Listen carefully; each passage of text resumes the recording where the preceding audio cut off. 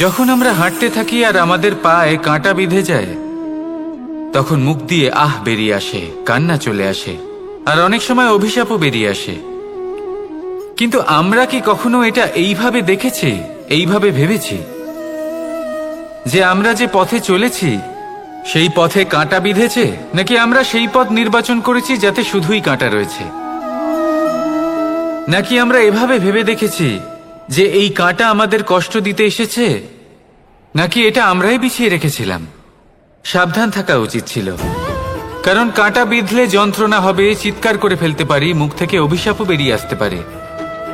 কিন্তু এই অভিশাপ শুধুমাত্র আমাদের তরফ থেকে অভিশাপ হয়, সামনের ব্যক্তিটির ওপরও নির্ভর করে। এবার সেই ব্যক্তি যদি এমন হয় যে ফুল আর কাঁটা এই দুই সমানভাবে গ্রহণ করতে পারে, তার কাছে অভিশাপও বরদানে পরিণত হয়। শেষ পর্যন্ত ব্যাপারটা দাঁড়ায় ভাবনা, চিন্তা, দৃষ্টিভঙ্গির ওপর। কারণ আপনার এই ভাবনাই সত্যি হয়ে সামনে আসে। সেই জন্য এই ভাবনা, চিন্তা, মানসিকতাকে গুরুত্ব সহকারে দেখবেন। এই বিবেচনা নিয়ে বিবেচনা করতে শিখুন। আমার কথার অর্থ হলো যে জীবনে যখন এরকম কিছু একটা ঘটবে, তখন ভেবে দেখুন যে এরকম কেন হলো। আপনি কি এমন কোনো কর্ম করেছিলেন যার কর্মফল এটা? এমন কোনো কাজ যা অনুচিত ছিল, অসত্য ছিল, যা অভদ্রতার কারণ ছিল? ভেবে দেখা প্রয়োজন। দেখুন, ইচ্ছে হলো আপনার যে আপনি কি করতে চান, ভাবনা আপনার, সত্য আপনার, জীবন আপনার, সিদ্ধান্ত আপনার। আসুন আর আমার সাথে ভালোবেসে বলুন, রাধা রাধা।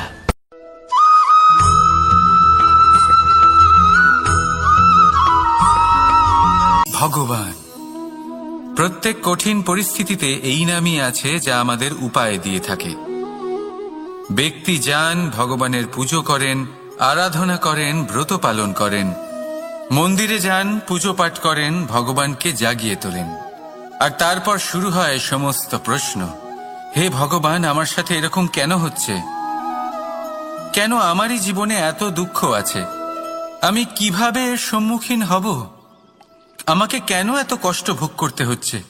হে ভগবান, আমি কি করব? আমাকে সাহায্য করুন, কোনো রাস্তা দেখান।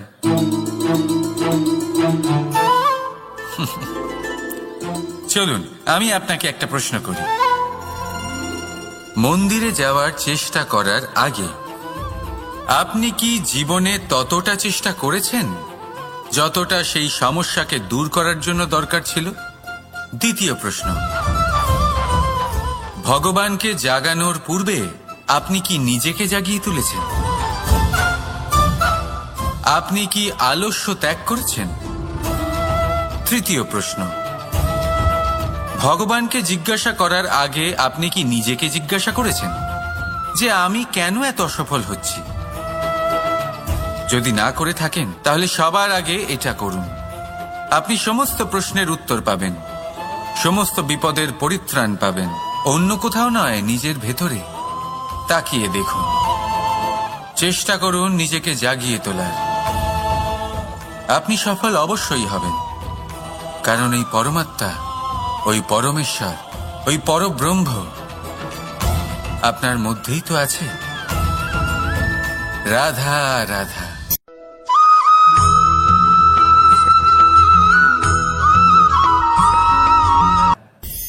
দৃষ্টি আর দৃষ্টিভঙ্গি, এই সমগ্র লীলা হলো এই দুইয়ের। বিচিত্র হতে পারে, কিন্তু এটাই সত্যি। এবার আপনাকে একটা উদাহরণ দিয়ে বোঝাই। অনেক সময় আপনি কোনো ব্যক্তিকে এটা বলতে শুনবেন যে আমি আমার নিজের উপরে গর্ব করি, আমি নিজেকে নিয়ে গর্ব করি, আমি খুব ভালোভাবে আমার মা বাবার সেবা করি, ওনাদের আমি সবসময় সুখী রাখি, ওনাদের আমি একটা বাড়ি দিয়েছি, সকল সুখ সুবিধা দিয়েছি, ওনাদের জীবনে প্রত্যেক জিনিস দিয়েছি আর দেব যা তাদের প্রয়োজন। এবার আমাকে বলুন যে আপনি কে হন? আপনি হলেন সেই বীজ যা আপনার মাতা পিতা রোপণ করেছেন। আপনার মা বাবাই আপনাকে এই সংসারে জন্ম দিয়েছেন। এবার এই সব কথার কি তাৎপর্য? এই হলো সেই ব্যক্তির দৃষ্টিভঙ্গি, এবার দেখা যাক এই প্রকৃতি আমাদের কি শেখায়। কখনো কোনো গাছকে দেখবেন, যখন সেই গাছে ফল আসে, সে মালিকে এটা বলে না যে দেখো আমি তোমাকে ফল খেতে দিচ্ছি। সেই বৃক্ষ এটা বলে না যে দেখো আমি তোমায় আহার করতে দিচ্ছি, কারণ ও জানে যে এটা হলো সেই মালির পরিশ্রম, এটা হলো তারই কর্মের ফল, আর এটা তারই পাওয়া উচিত। সে বলে যে তোমার জিনিস তোমাকেই অর্পণ করলাম, এ আমার জিনিস নয়। ও জানে সেই মালির গুরুত্ব আসলে কি, এটা হলো তার দৃষ্টিভঙ্গি। সেই জন্য আপনি জীবনে কোন ব্যক্তির মধ্যে, কোন পশু পাখির মধ্যে, কোন প্রাণীর মধ্যে, কোন পরিস্থিতিতে, কোন আবেগের মুহূর্তে কি দেখতে পাচ্ছেন, সেটা আপনার দৃষ্টিভঙ্গির উপরে নির্ভর করছে।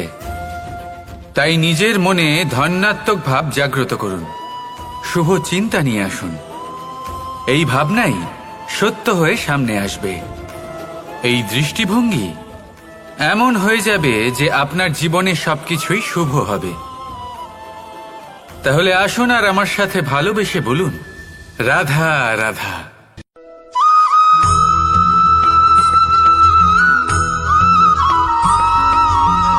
নাম। জন্মগ্রহণের পর মানুষের জন্য এই নাম অত্যন্ত গুরুত্বপূর্ণ হয়। মাতা, পিতা, পুরোহিত সকলেই সেই অক্ষর খুঁজতে শুরু করেন যা দিয়ে আপনার নাম শুরু হবে। কিন্তু নাম আর রাশি এক হয়ে গেলেই কি সব কিছু ঠিক হয়ে যায়? কখনোই নয়, কারণ আপনার কর্মই হলো সব থেকে গুরুত্বপূর্ণ, আর কিছুই নয়। দেখুন, এই নিয়তিও আপনার কর্ম অনুযায়ী আপনার ভবিষ্যৎ সুনিশ্চিত করে। যদি আপনাকে উদাহরণ দিই, তাহলে ভাবুন, একদিকে ছিলেন রাম আর অন্যদিকে রাবণ। দুজনেরই নাম শুরু হয় র দিয়ে, কিন্তু একজন পেলেন এক ভয়ানক পরিণতি, আর অন্যজন সমগ্র সংসারের মনে চিরস্মরণীয় হলেন। তাহলে মনে রাখবেন, নাম নয়, কর্মই হলো শ্রেষ্ঠ। আর যদি তা শ্রেষ্ঠ হয়, তাহলে আপনার নাম এমন স্থানে পৌঁছবে যা সংসারের কেউ মুছে ফেলতে পারবে না। তাহলে আসুন আমার সাথে ভালোবেসে বলুন, রাধা রাধা।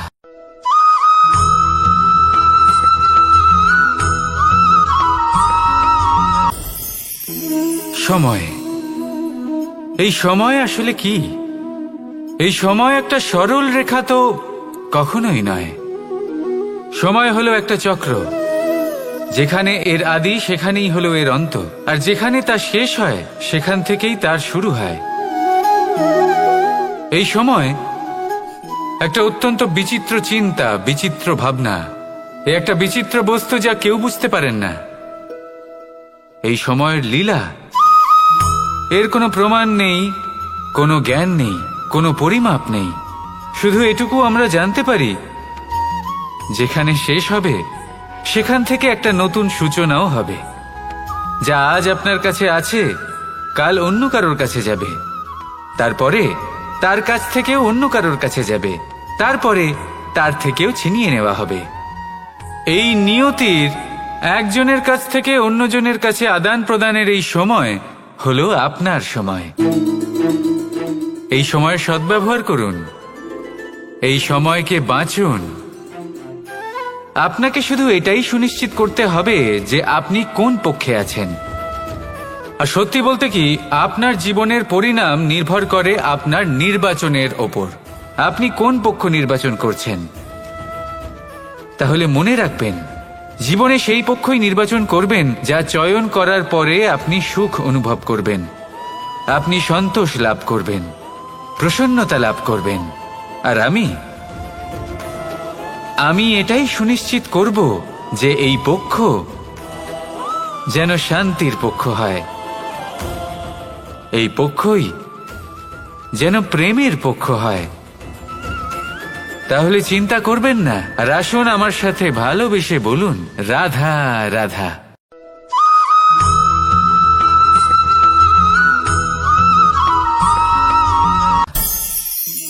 অনেক সময় যখন আমরা কর্ম করি, সাফল্য লাভ করি, কঠিন পরীক্ষায় উত্তীর্ণ হই, বড় কাজ করি, আমাদের মনে হয় এই সংসার আমাদের একটু প্রশংসা করুক, ভালো লাগে।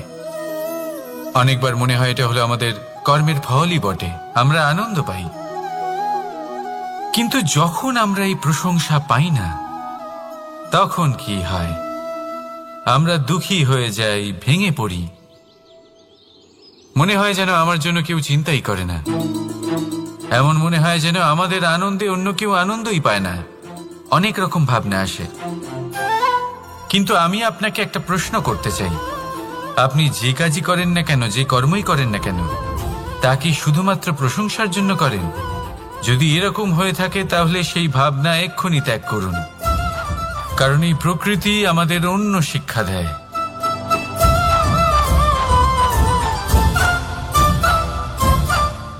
এই ফুলকে দেখুন, এই যে ফুলের সুবাস, যা আমার মনকে উচ্ছ্বসিত করে তোলে, মনে শক্তির সঞ্চার করে, এই সুগন্ধ। কিন্তু ভেবে দেখুন, ফুলের কিন্তু এই কাজ করার জন্য কোনো প্রশংসারই প্রয়োজন হয় না। এটাই হলো প্রকৃতির শিক্ষা। যিনি সৎ হন, সৎকর্ম করেন, তার কোনো প্রশংসার প্রয়োজন হয় না, কারণ ওনার কর্মই হলো ওনার সুবাস। মনে রাখবেন, আতর নকল ফুলে দেওয়া হয়, প্রকৃত ফুলের তার কোনো প্রয়োজন হয় না। সেইভাবেই আপনিও কর্ম করতে থাকুন শুভ চিন্তা নিয়ে। এই মনকে সব সময় শান্ত রাখুন, স্বচ্ছ রাখুন। যদি এরকম করেন তাহলে আপনার কর্ম এমন সুবাস ছড়াবে যে আপনার জীবনে শুধু এবং শুধুমাত্র আনন্দই থাকবে। তাহলে এই আনন্দ সহকারে বলুন, রাধা রাধা।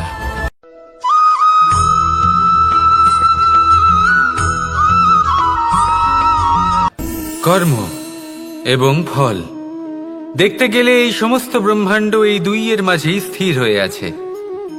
মানুষজন কর্ম করেন ভালো ফল লাভের আশায়, আর ভালো ফল লাভের আশায় উনি এটাই ভুলে যান যে উনি যে কর্ম করছেন তা কি করছেন।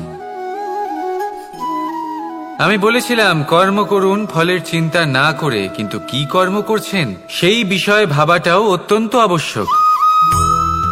নয়তো অনেক সময় আমরা এমন কর্ম করে ফেলি যা না চাইতেও বিষে পরিণত হয়, যা হয়েছে দুঃশাসনের সাথে, দুর্যোধনের সাথে, গুরু দ্রোণের সাথে।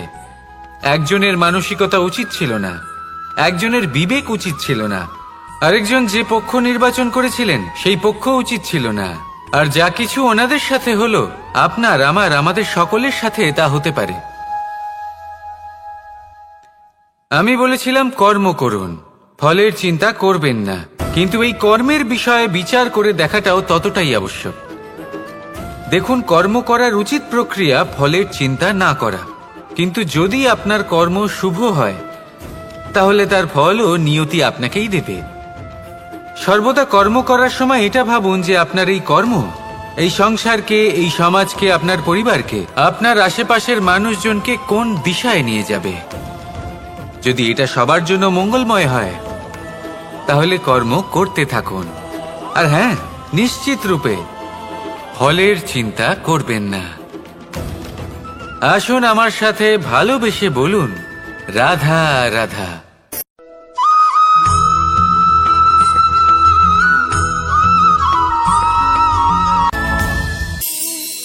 এই সংসারে এমন কোনো পর্বত নেই যা এতটাই উঁচু যে মানুষ তার শিখরে পৌঁছতে পারবে না, তাকে অতিক্রম করতে পারবে না।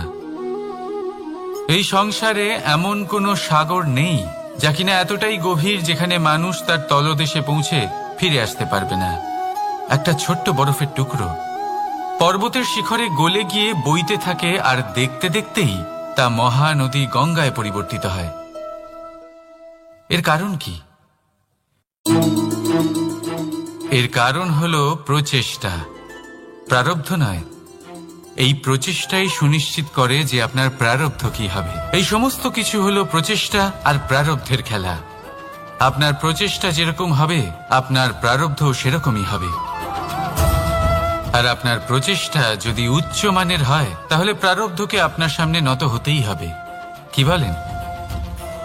তাহলে আসুন আমার সাথে ভালোবেসে বলুন, রাধা রাধা।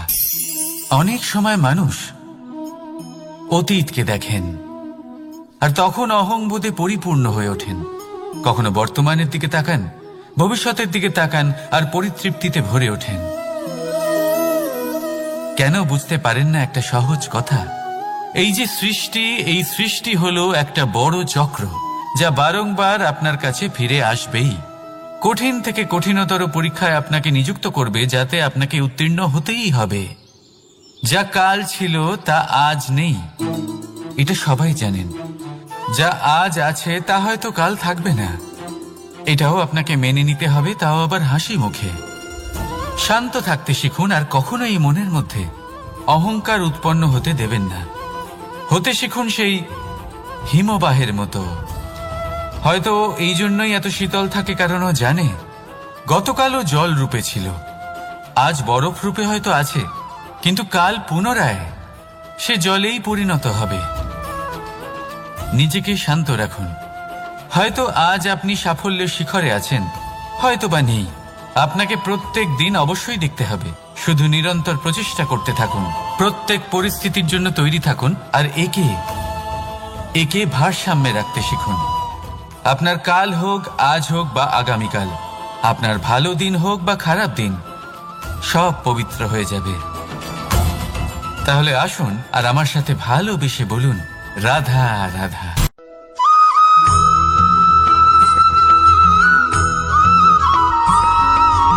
প্রতিশোধ অথবা কাউকে দুঃখ দেওয়ার ভাবনা, যদি এটা আপনার মনে থাকে, তাহলে আপনি নিজের মনেই যন্ত্রণার একটা বিশাল বৃক্ষ রোপণ করছেন, এটা মনে রাখবেন। কারণ কাউকে দুঃখ দেবার এই ভাবনা, এটা হলো সেই বীজ যা আপনার মনেই পতিত হবে, আপনার মনেই অঙ্কুরিত হবে, আর আপনার মনেই একটা বিশাল বৃক্ষরূপে বেড়ে উঠবে। জীবন আপনার, কর্ম আপনার, কাউকে দুঃখ দেবার ভাবনা আপনার ছিল, এই বৃক্ষ হলো আপনার, তাই এর ফলও আপনিই পাবেন, যা গ্রহণও আপনাকেই করতে হবে। মনে রাখবেন, যে মানুষ এটা ভাবে যে আমি ওকে দুঃখ দেব, ওকে কষ্ট দিতে চাই আমি, সেই মানুষই দুঃখ আর কষ্ট পেয়ে থাকে। যদি সেই জায়গায় আপনি এটা ভাবেন যে আমি কাউকে সুখী করে তুলতে চাই, কাউকে সুখ প্রদান করতে চাই, তাহলে তারও বীজ আপনার মনেই রোপণ হবে, বৃক্ষে পরিণত হবে, যার ফলও আপনিই পাবেন। এখানে বিষয়টা হলো শুধু মানসিকতার চিন্তা, যা সত্য হয়ে আপনার সামনে আসে। তাহলে এই মানসিকতা শুভ করুন, সবার জন্য মঙ্গল কামনা করুন। অন্যের মনে আপনার জন্য ভালো চিন্তা থাকুক বা না থাকুক, আপনি সবার জন্য শুভ চিন্তা করে কর্ম করতে থাকুন, তাহলে আপনার সাথেও ভালোই হবে। তাহলে আসুন আর আমার সাথে ভালোবেসে বলুন, রাধা রাধা।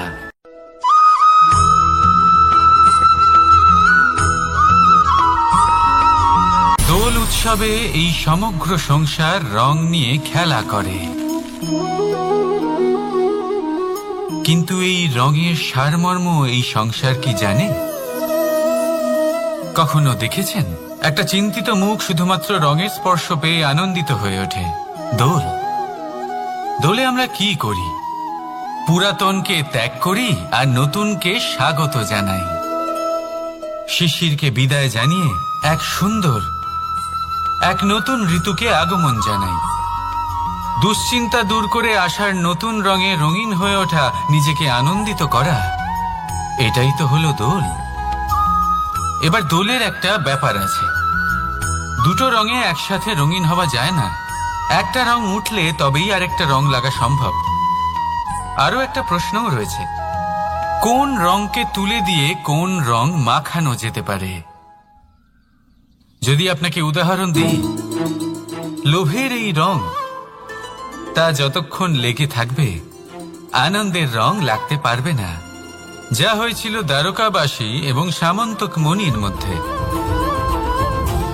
ভ্রান্তির রং যতক্ষণ লেগে থাকবে সত্যের রং লাগতে পারবে না, যা হয়েছে রুক্মিণীর সাথে।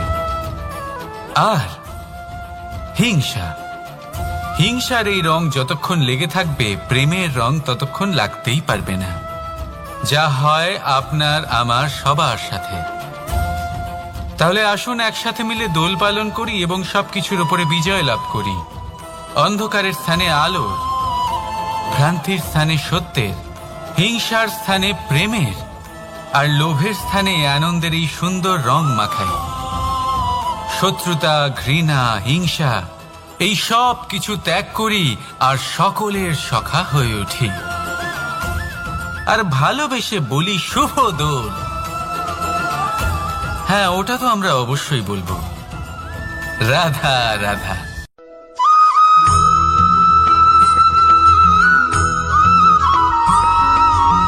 কখনো কখনো মানুষ মনে করেন যে সে নিজেই সব থেকে বেশি শক্তিশালী, তিনি হলেন জ্ঞানী। দেখুন, এটা ভালো ব্যাপার যে আপনার মধ্যে শক্তি আছে, জ্ঞান আছে, আর এটা শুধু আপনার জন্য নয়, এই সমস্ত সমাজের জন্য, দেশের জন্য, সমগ্র পৃথিবীর জন্য অত্যন্ত আবশ্যক। কিন্তু এই কথাটাও বোঝা অত্যন্ত আবশ্যক যে এই জ্ঞান যেন কখনো অহংকার না হয়ে ওঠে। যখন মানুষের মধ্যে জ্ঞান থাকে তখন সে রাম হয়ে ওঠে। রাম, যিনি সমুদ্রের বুকে সেতু বানিয়েছিলেন, বানর সেনার দ্বারা রাক্ষস রাজকে পরাজিত করেছিলেন, আর চিরকালের জন্য সবার কাছে আদর্শ হয়ে উঠেছিলেন। আর যদি মানুষের মনে অহংকার জন্মায় তাহলে সে রাবণ হয়ে ওঠে। দেশে বিদেশে যতই খ্যাতি থাকুক না কেন, সে রাক্ষস হয়ে ওঠে, নিজের সাথে সাথে সমস্ত কুলের বিনাশ করে বসে। এবার জ্ঞান নাকি অহংকার, আপনার কি চাই সেই সিদ্ধান্ত আপনার, আর আপনার এই সিদ্ধান্তই নিশ্চিত করবে যে আপনার কর্ম কি হবে, আর আপনার এই কর্মই নিশ্চিত করে দেবে আপনার প্রারব্ধ কি হবে। তাহলে শুভ কর্ম করুন আর আমার সাথে ভালোবেসে বলুন, রাধা রাধা।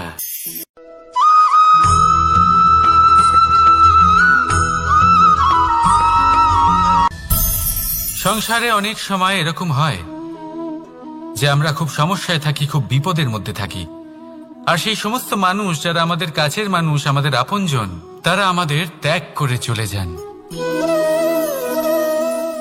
আমরা এই সময় দুঃখ পাই, নিরাশ হয়ে পড়ি এবং একা একাই সেই সমস্যাকেও কাটিয়ে উঠি। এবার পরিস্থিতি যেমন খুশি হোক না কেন, সেই সব মানুষ যারা এমন সময় আপনাকে ত্যাগ করেছেন তাদের প্রতি ক্রুদ্ধ হওয়া, অভিমান করা, এটা অনুচিত। আমি বলবো তাদের প্রতি কৃতজ্ঞ থাকুন। আমি বলবো তাদের ধন্যবাদ জানান যে তারা এমন সময় আপনার সঙ্গ ত্যাগ করেছেন যখন আপনার তাদের সব থেকে বেশি প্রয়োজন ছিল। কারণ দেখুন, হয় তাদের বিশ্বাস ছিল যে আপনি নিজেই এই বিপদ থেকে বেরিয়ে আসতে পারবেন, বা তাদের ত্যাগ করার জন্য আপনি নিজের উৎসাহ বাড়িয়ে তুললেন, আপনি নিজের শক্তি বাড়ালেন এবং নিজে সেই সমস্যা থেকে বেরিয়ে আসলেন। নিজের খারাপ সময়কে আপনি নিজেই ভালো সময় করে তুললেন। শেষ পর্যন্ত আপনি আরো শক্তিশালী হয়ে উঠলেন, আরো শ্রেষ্ঠ হয়ে উঠলেন। আর এটাই তো আপনার বিজয়, যার কারণ হলো তাদের আপনাকে ত্যাগ করা।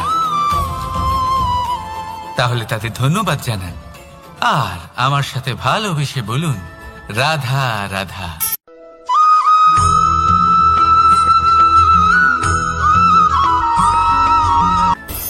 সুখ আর অভিজ্ঞতা, এই দুই জীবনে একসাথে কখনোই আসে না।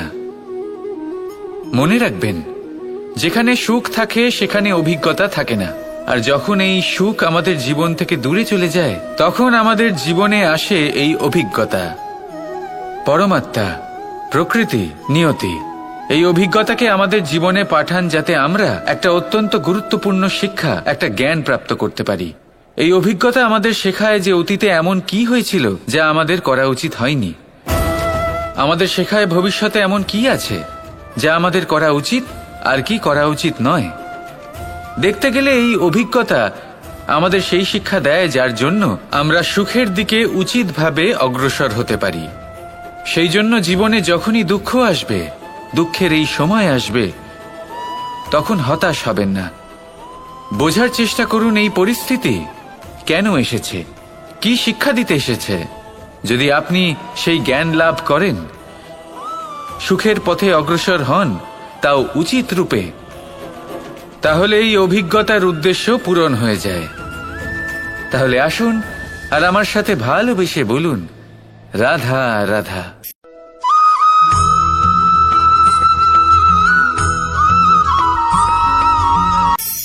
ধন, ধন হলো কারোর জন্য মোহ, আবার কারোর জন্য মায়া। কারোর জন্য হয়তো ভাগ্য, আবার কারোর জন্য কর্মের পারিশ্রমিক। দেখতে গেলে এই ধন হয়তো সবার জন্যই অত্যন্ত প্রয়োজনীয় হয়ে থাকে। সেই জন্যই তো মানুষ নিজের সমস্ত জীবন অতিবাহিত করেন এই ধন অর্জন করার জন্য। অনেক মানুষ এমনও হয় যাদের সমস্ত জীবন এই ধন অর্জন করতেই কেটে যায়। প্রত্যেক মানুষই চেষ্টা করেন যেন তিনি ধনী হন, যত সম্ভব বেশি ধন অর্জন করতে পারেন, সম্পন্ন থাকতে পারেন। আর তা হবে নাই বা কেন? কারণ এটাই হলো এমন এক বস্তু যা আদান প্রদান এমন নানান কাজে আসে। চেষ্টা তো সব মানুষই করেন, ধন অর্জন সব মানুষ করতে পারেন না। কারণ হলো এটাই যে মানুষ ভাবেন যে তার কাছে কিছু ধন এলে তারপর তিনি কিছু করে দেখাবেন, আর ধন ভাবে যদি এই মানুষ কিছু করে দেখান তাহলে আমি তার কাছে আসব। সেই জন্য কিছু করে দেখান, এমন শ্রেষ্ঠ কাজ করে দেখান যাতে ধন নিজেই আপনার কাছে ছুটে আসে। যদি আপনি ধন লাভের আশায় ছোটেন তাহলে আপনি নিজের সন্তোষ ভাব হারিয়ে ফেলবেন, কিন্তু এই সম্পত্তি যদি আপনার কাছে ছুটে আসে তাহলে আপনাকে মহান বলা হবে। সেই জন্য কাজ করুন, শ্রেষ্ঠ কাজ করে দেখান, দেখবেন এই ধন ফলস্বরূপ আপনার কাছে আসবেই আসবে। তাহলে আসুন আমার সাথে ভালোবেসে বলুন, রাধা রাধা।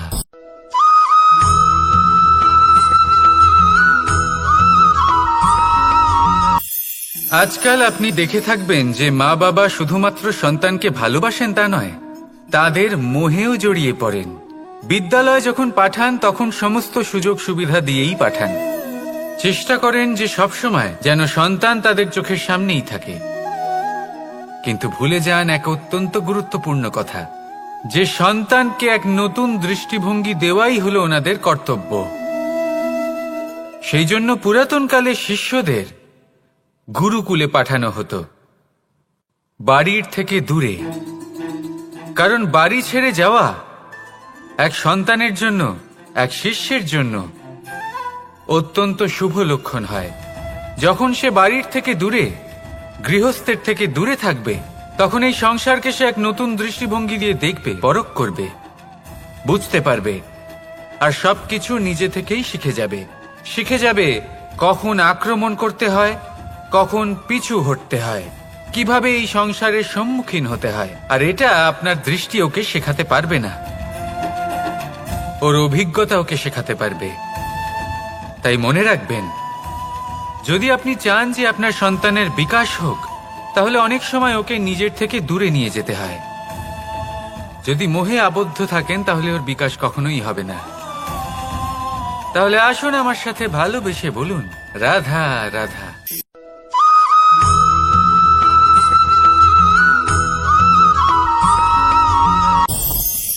আমাদের মনে সবসময় একটা প্রশ্ন এসেই থাকে, এই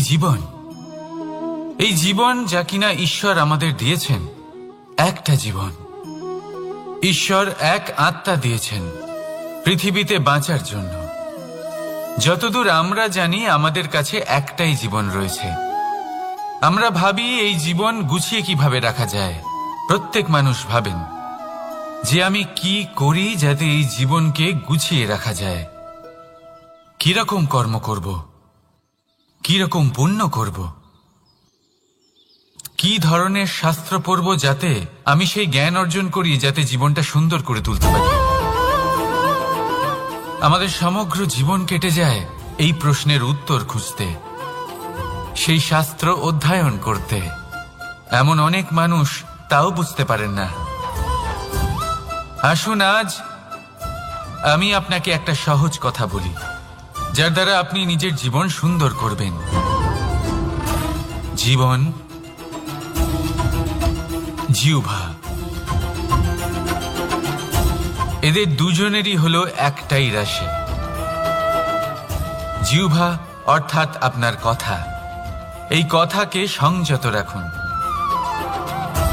একে সুন্দর করে তুলুন, মধুর কথা বলুন, যতটা সম্ভব একে নিয়ন্ত্রণে রাখুন, আপনার জীবন সুন্দর হয়ে উঠবে।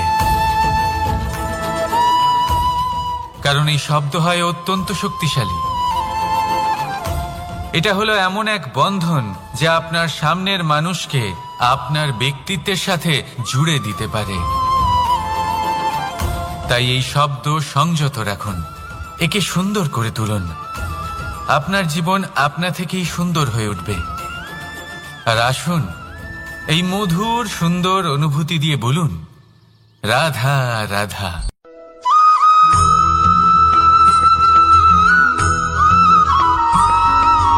সমস্যা, কঠিন সময়, সংকট, বিপদ কার জীবনে নেই? প্রত্যেকের জীবনে আছে। কিন্তু আমাকে একটা কথা বলুন, যদি নৌকায় ঢেউকে ভয় পেতে শুরু করে, তাহলে সাগর পার করবে কে? কখনো কোনো ছোট্ট পিঁপড়েকে দেখেছেন, যে আকারে হয়তো ছোট হতে পারে কিন্তু বড় শিক্ষা দিয়ে যায়? কিন্তু আমরা শিখিই না। এবার দেখুন একটা পিঁপড়েকে, যে ভোজনের খোঁজে বাইরে বের হয়। একটা ছোট্ট দানা তুলে নেয়। ছোট দানা তোলে কারণ তার থেকে বেশি সে তুলতেই পারবে না। সে দানা নিয়ে চলতে শুরু করে। কোনো দেওয়ালে উঠে পড়ে, আবার পড়েও যায়। সেই দানা দূরে কোথাও একটা পড়ে যায়, তা আবার খোঁজে, তুলে নেয়, আবার চলতে থাকে। পড়ে যায়, আবার ওঠে, পড়ে যায়, আবার ওঠে। সেই দানাটা রেখে দেয়, আবার বেরিয়ে পড়ে ভোজনের খোঁজে। পরিশ্রম করতে থাকে কিন্তু হার মানে না। এই শিক্ষাই তো আমাদের প্রাপ্ত করতে হবে। নিরন্তর পরিশ্রম আর নির্ভীক হয়ে কর্ম করে যেতে হবে। এটাই হলো সাফল্যের মাধ্যম। এটাই হলো জয়ের মন্ত্র, অচ্যুত অজয় অস্ত্র। তাহলে আসুন আর আমার সাথে ভালোবেসে বলুন, রাধা রাধা।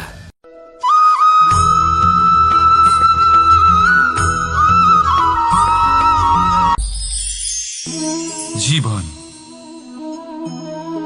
এই জীবন আসলে কি?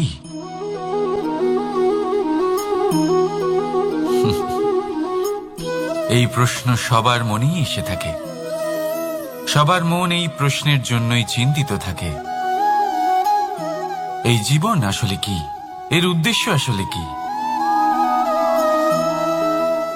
কি করা যেতে পারে এই জীবনে? এই জীবন কি কিছু পাওয়ার,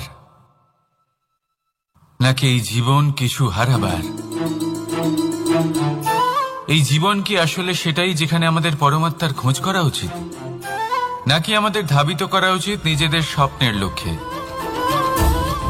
এই জীবন আসলে কি? এই জীবন আসলে অত্যন্ত সরল। এ হলো শান্ত জলের মতো, একটা আয়নার মতো এই জীবন। এই জীবন আসলে ঠিক যেন এক আয়নার মতো। আয়না কি করে? আপনাকে সেটাই দেখায় যা আপনি করে থাকেন।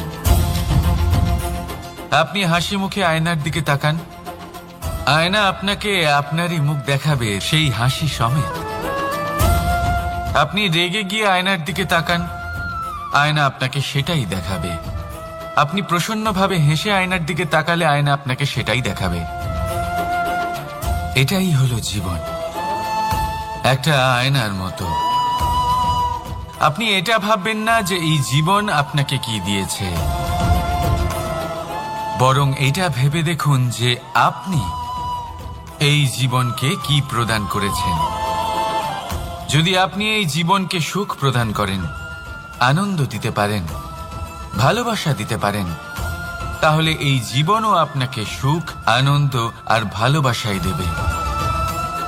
তাহলে আসুন এই সুখ, আনন্দ আর ভালোবাসা দিয়ে বলুন, রাধা রাধা।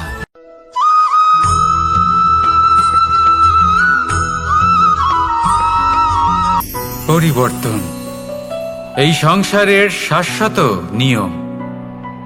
কোন রাজা নেই যিনি চিরকাল রাজা থাকেন, কোন ধনী ব্যক্তি নেই যিনি চিরকাল ধনী থাকবেন। এই সংসারে সূর্যের স্থান নেওয়ার জন্য চন্দ্রিমার আগমন ঘটে। কোন স্থান যাকে পতিত বলা হয়েছিল সেখানে মহল তৈরি হয়েছে। কোন স্থান যাকে আজ মলিন বলা হয়েছে, কাল সেখানে মন্দিরও স্থাপন হতে পারে। কোনো ঋতু চিরকালের জন্য থাকে না, কখনো সময় চিরকাল একরকম থাকে না। আজ যা আপনার কাছে রয়েছে কাল অন্য কারোর ছিল, আজ যে আপনার কাছে রয়েছে কাল তা অন্য কারোর কাছে চলে যাবে। আপনার সাথে কিছু থাকলে তা হলো আপনার কর্ম, কিন্তু সেই কর্মের পরিণামও আপনার নয়। আপনি শুধু কর্ম করুন, বাকি সবকিছুই পরিবর্তনশীল। কিন্তু সেই পরিবর্তনকে দেখে ভয় পাওয়ার প্রয়োজন নেই, তাকে স্বাগত জানান। যদি আপনি হাসি মুখে সেই পরিবর্তনকে স্বাগত জানান, তাহলে এই পরিবর্তনও হাসি মুখে আপনার সাথে থাকবে। আসুন আমার সাথে ভালোবেসে বলুন, রাধা রাধা।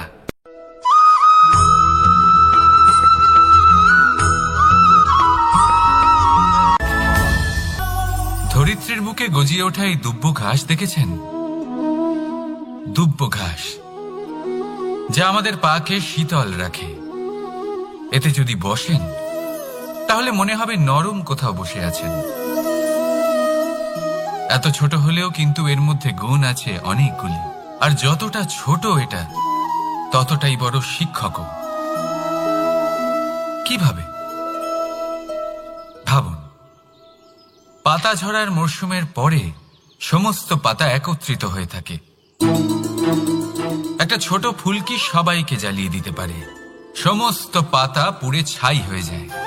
কিন্তু এই ঘাসের কিছুই হয় না, সে যেমন ছিল তেমনই থাকে। কারণ কি হতে পারে? প্রথম কারণ, এরা ছোট হয়। দ্বিতীয় কারণ, এরা বিনম্র হয়, বড়ই সহজে দমে যায় এরা। তৃতীয় কারণ, এদের মধ্যে নমনীয়তা থাকে। আপনিও নিজেকে এরকমই বানিয়ে ফেলুন। কখনো নিজেই নিজেকে কারোর থেকে বড় মনে করবেন না। নিজের এই মনকে বিনম্র রাখুন। এবং সব থেকে বড় কথা, নিজের এই মনে সহানুভূতি, প্রেম আর বিশ্বাসের নমনীয়তা বজায় রাখবেন। যদি এরকম করতে পারেন তাহলে জীবন সবসময় সুখে কাটবে। রাধা রাধা।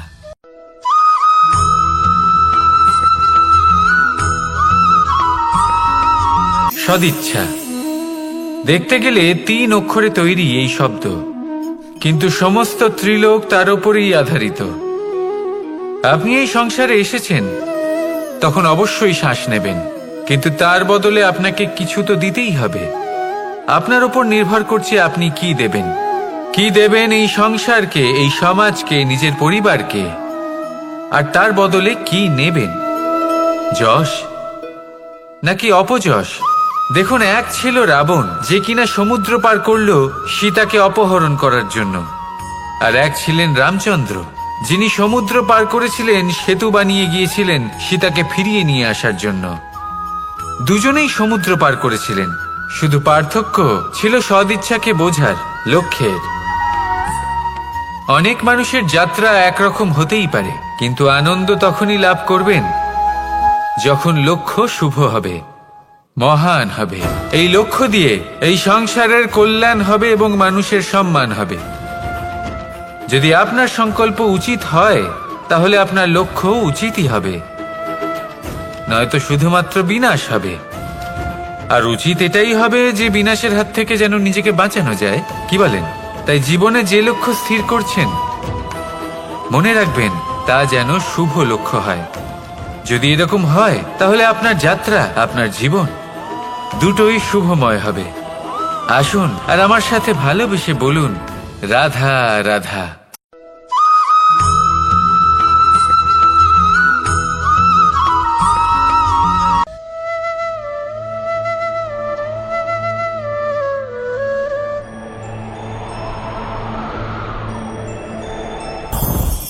লোভ আপনার অন্তরের আরো একটা শত্রু। দেখতে গেলে এটা একটা শব্দ, একটা সংস্কৃত শব্দ, লব ধাতু থেকে উৎপন্ন হয়েছে। এর অর্থ কিছু লাভ করা। কিছু লাভ করা অনুচিত নয়, আরো কিছু লাভ করাও অনুচিত নয়, কিন্তু সব থেকে বেশি আমিই লাভ করব, আমি আরো চাই, আরো বেশি চাই, আরো বেশি পেতে চাই, এটাই হলো লোভ। আর এই লোভ যখন গ্রাস করে তখন আপনি যা পেতে চান, সে ধনই হোক বা মানই হোক, তা অর্জন করার জন্য মানুষ যে কোনো স্তরে পৌঁছে যেতে পারে। যদি মানুষ ধন অর্জন করতে চান তাহলে তার জন্য তারা অধর্মের পথেও চলতে পারেন। যদি সম্মান অর্জন করতে চান তাহলে অন্য মানুষকে ছোটও করতে পারেন। শেষ পর্যন্ত আপনার এটা মনে হতে পারে যে যদি একটু অল্পই প্রাপ্ত করতাম কিন্তু ভালোবেসে প্রাপ্ত করতাম, এই জীবন আরো অনেক বেশি সুখী হতো। লোভ আপনার জীবনে, আপনার মনে কখন যে প্রবেশ করবে সেটা আপনি জানতেও পারবেন না। তাই এটা চিনতে শিখুন আর তৎক্ষণাৎ জীবন থেকে বাইরে ফেলে দিন। যা কিছু লাভ করতে চান তা ভালোবেসে লাভ করুন, আর সেই ভালোবাসার সাথেই বলুন রাধা রাধা।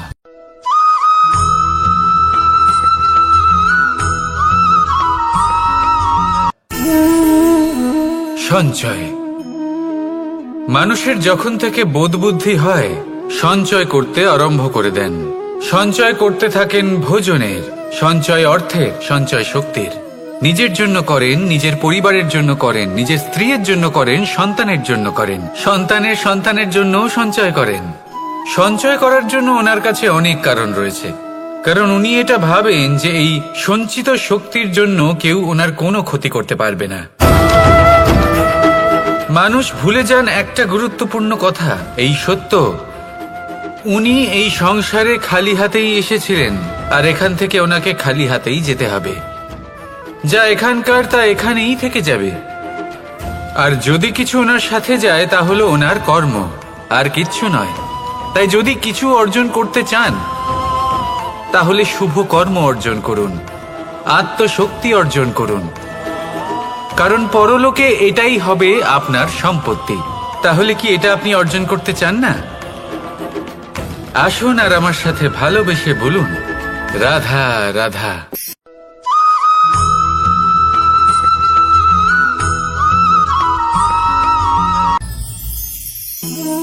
জীবনে ক্ষমা চাওয়া তাও কিছুটা সহজ, ক্ষমা করতে পারা অত্যন্ত কঠিন। ক্ষমা 2 অক্ষরের এই শব্দ হতে পারে, কিন্তু অত্যন্ত বড় এই শব্দ, অত্যন্ত গুরুত্বপূর্ণ এই শব্দ। কখনো কখনো অন্য কাউকে ক্ষমা করে দেওয়া তাও কিছুটা সহজ কাজ, কিন্তু নিজেকে ক্ষমা করতে পারা অত্যন্ত কঠিন হয়ে দাঁড়ায়। অতীতে যদি আমাদের এমন কোনো ভুল হয় যে কারণে আমরা নিজেকে ক্ষমা করতে পারি না, অনেক সময় এমন কিছু ভুল করে বসি যে বিষয় শুধু আমরাই জানি, কিন্তু আমরা নিজেকে ক্ষমাই করতে পারি না, আর আমাদের বিকাশ সেখানে স্তব্ধ হয়ে যায়। কারণ যদি আপনি ক্ষমা করতে না শেখেন, নিজেকে ক্ষমা যদি না করতে পারেন, তাহলে তা আপনার জীবনের সবথেকে বড় বাধা হয়ে দাঁড়াবে। সেই জন্য জীবনে অবশ্যই শিখুন যে কিভাবে নিজেকে ক্ষমা করতে হয়, আর শিখুন যে আগের করা ভুল আবার কি করে না করা যেতে পারে। এই মন হালকা হবে আর প্রসন্ন হয়ে বলবে রাধা রাধা।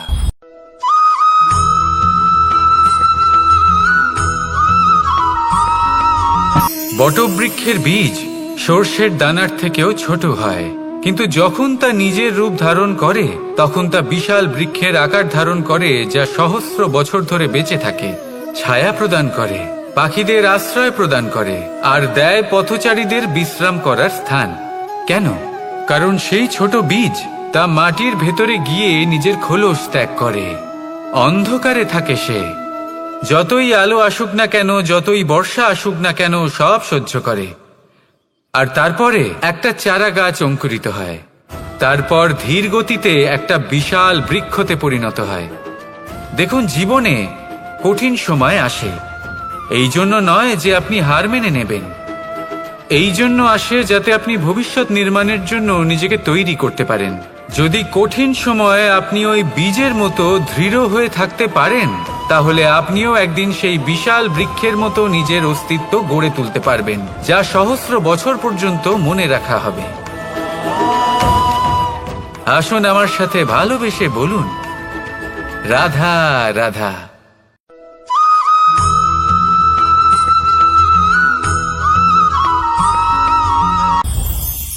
এই সংসারে যখনই কোনো সমস্যা আসে তখন আমরা আমাদের সব থেকে বড় সম্বলের কাছে আশ্রয় খুঁজি, তা হলো আমাদের বিশ্বাস। এবার প্রশ্ন হলো এটাই যে এই বিশ্বাস কার ওপর করা যেতে পারে? পরিবারের ওপর, বন্ধুর ওপর, নাকি তাদের ওপর বিশ্বাস করা উচিত যাদেরকে আমরা কখনো সঙ্গ দিয়েছি? দেখুন, এই সংসারে বিপদের সম্মুখীন হলে কে আপনাকে সাহায্য করবে সেটা নির্বাচন করা আপনার হাতে নেই। সেটা সেই সকল ব্যক্তির উপর নির্ভরশীল যে তারা আপনাকে সাহায্য করবে নাকি করবে না। অর্থাৎ যখনই কোনো বিপদ আসে সর্বপ্রথম তার সম্মুখীন আমাদের নিজেকেই হতে হয়, আর তার জন্য প্রস্তুত থাকা প্রয়োজনীয়। সেই শক্তি, সেই সাহস অর্জন করা প্রয়োজনীয়। দেখুন, যখনই অন্ধকার আসে তখন সবার আগে কে আপনাকে ত্যাগ করে চলে যায়? আপনার নিজেরই ছায়া। এই অন্ধকারের সম্মুখীন হতে হয় অন্তরের প্রদীপের দ্বারা, অন্তরের আত্মা দ্বারা। তবেই আপনি অন্ধকারের ওপর জয়লাভ করতে পারবেন। সেই জন্য যে বিপদই আসুক না কেন নিজেকে তার জন্য প্রস্তুত রাখা উচিত। সেই সাহস নিয়ে আসুন। এমন কোনো বিপদ নেই যা আপনাকে ভেঙে দিতে পারে। আসুন আমার সাথে ভালোবেসে বলুন, রাধা রাধা।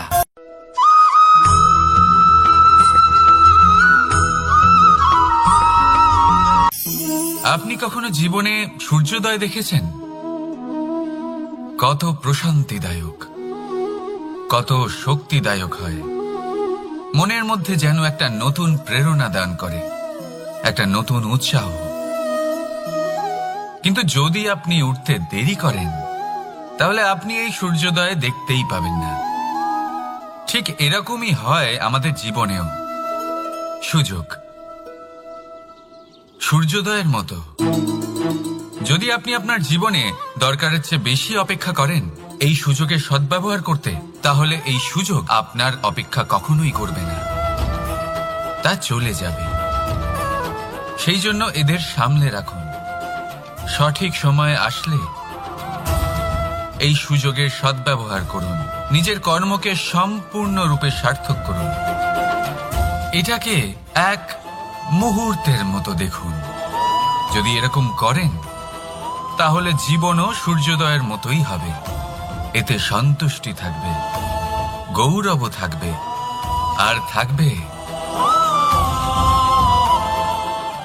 শান্তি। রাধা রাধা।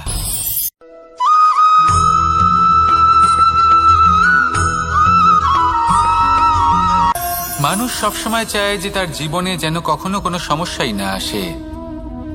সে চায় তার জীবন যেন শুধুমাত্র শান্তি এবং সুখের দ্বারা পূর্ণ থাকে। কিন্তু এই চাহিদা অনুচিত কিছু নয়। আমরা সবাই এটাই চাই যে জীবনে সুখ থাক, শান্তি থাক।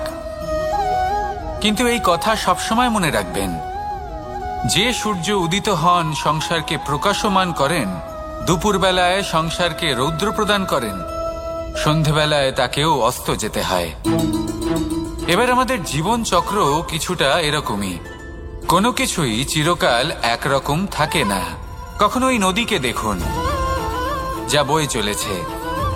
এই নদী যা বয়ে চলেছে তার পথেও অনেক বিপদ আসে। বড় বড় পাথরের সম্মুখীন হয়ে তাকেও সামনে এগিয়ে যেতে হয়। একটি পুকুর যা চারদিক থেকে ঘেরা, তার জীবনে কিন্তু কোনো সমস্যা নেই। কিন্তু এই সংসারে পুকুরের পুজো করা হয় না, পুজো করা হয় নদীকে। মনে রাখবেন, সমস্যার ঊর্ধ্বে তিনি উঠতে পারেন যিনি সমাধি লাভ করেছেন, যিনি এই সংসারেই নেই। যিনি এই সংসারে আছেন এবং জীবিত আছেন, তার জীবনের সমস্যা হলো শ্বাসবায়ুর মতোই গুরুত্বপূর্ণ। আসুন আমার সাথে ভালোবেসে বলুন, রাধা রাধা।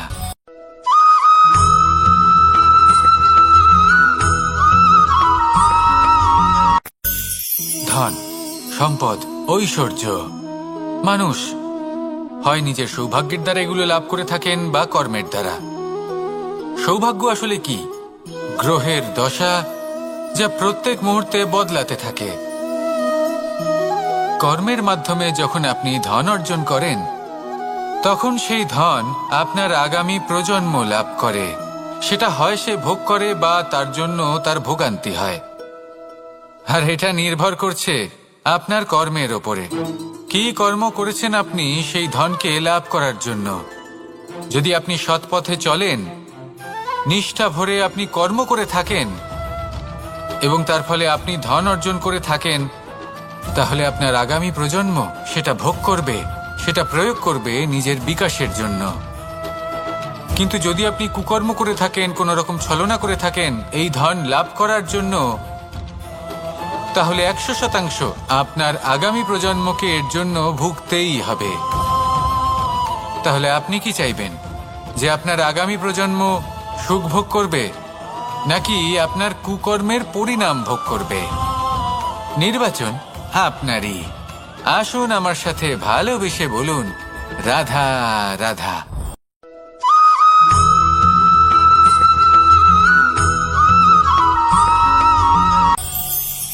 আজ আমি আপনাকে একটা ছোট্ট কাহিনী শোনাবো।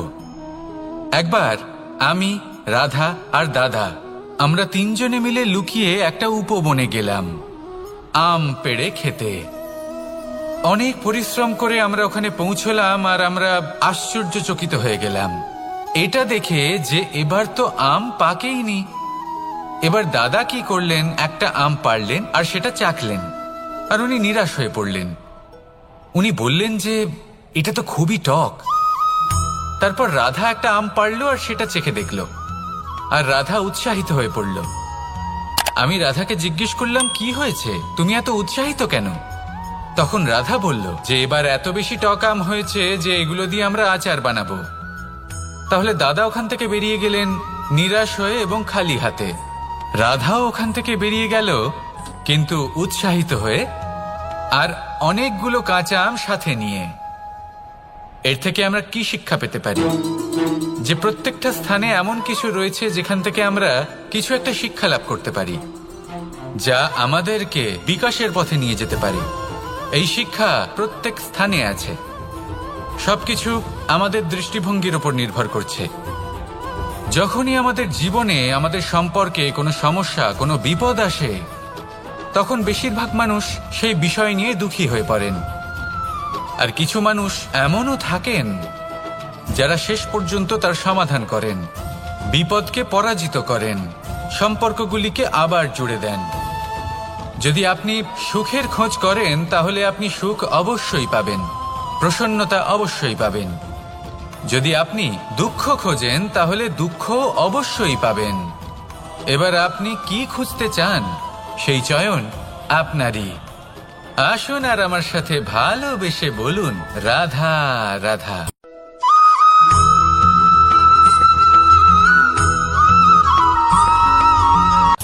আমার কাছে যশোদা মা যেমন, আমার কাছে দেবকী মা যেমন, আমার কাছে ঠিক তেমনই হলেন গোমাতা।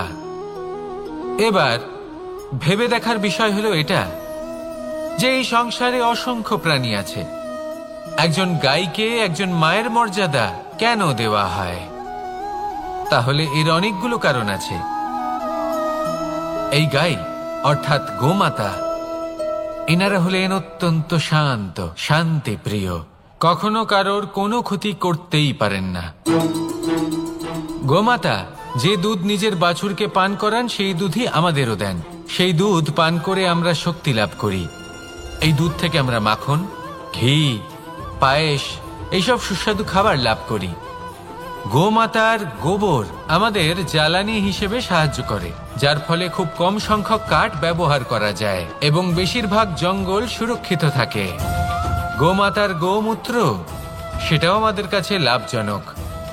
এর দ্বারা আমরা অনেক রোগ থেকে মুক্তি লাভ করতে পারি। গোমাতা যখন একটি বাছুরকে জন্ম দেন তখন সেই বড় হয়ে আমাদের ক্ষেত কর্ষণ করে। সেই জন্য গাইকেও জীবনে মায়ের মর্যাদা দেবেন। যতটা সম্ভব তাকে সেবা করুন এবং ভালোবেসে তাকে পালন করুন। এই মন নিজে থেকেই প্রসন্ন হয়ে বলবে, রাধা রাধা।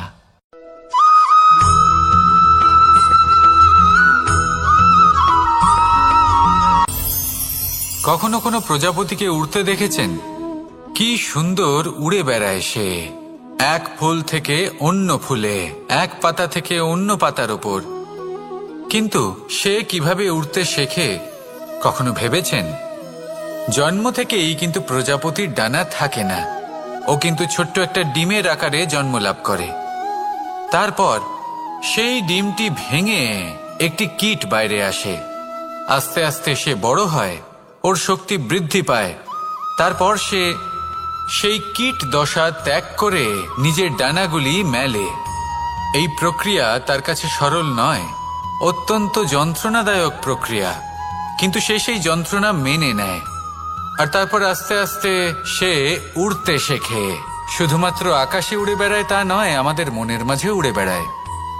এবার এই ডিম থেকে প্রজাপতি হয়ে ওঠার যে যাত্রা, এটা যতটা কঠিন, ততটাই কঠিন হয় এই সংসারে শ্রেষ্ঠ কর্ম করা, ততটাই কঠিন হয় এই সংসারে মহান হয়ে ওঠা। সেজন্য প্রয়োজনীয় প্রচেষ্টা এবং সময়। নিরন্তর প্রচেষ্টা করতে থাকুন, পর্যাপ্ত সময় নিন, এবং আপনি নিজেকে এই আকাশে উড়ন্ত অবস্থায় পাবেন। আসুন আমার সাথে ভালোবেসে বলুন, রাধা রাধা।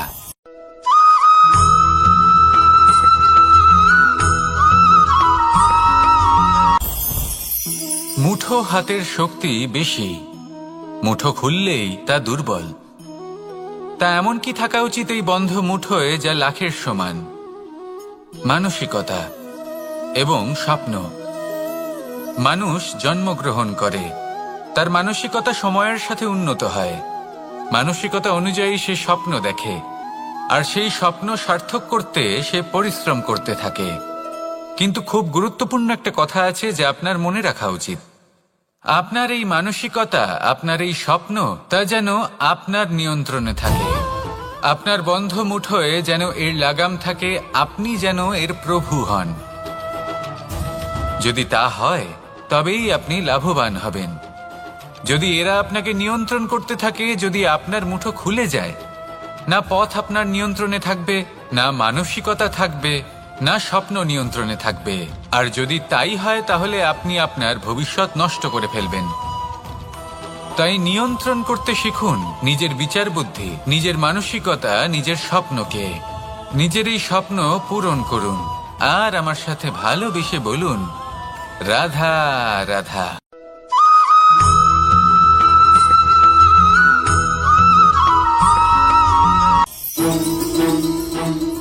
রাধা রাধা।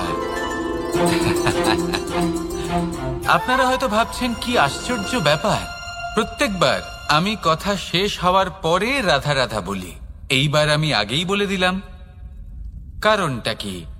কারণ হলো অত্যন্ত বিশেষ। প্রত্যেকবার কথা সমাপ্ত হবার পরে আপনাদের সবার মধ্যে ভালোবাসা বিতরণ করতে চাই, তাই রাধা রাধা বলি। কিন্তু এইবার এই নতুন এবং বিশেষ সূত্রপাতে প্রথমে প্রেম বিতরণ করা অত্যন্ত আবশ্যক। এবার একটা বিষয় আছে যা জানেন হয়তো সকলেই, কিন্তু বুঝতে খুব কম জন পারেন। এই প্রেম, এই আনন্দ, এই সকল কিছুর সূত্রপাত হয় নিঃস্বার্থ আবেগের দ্বারা।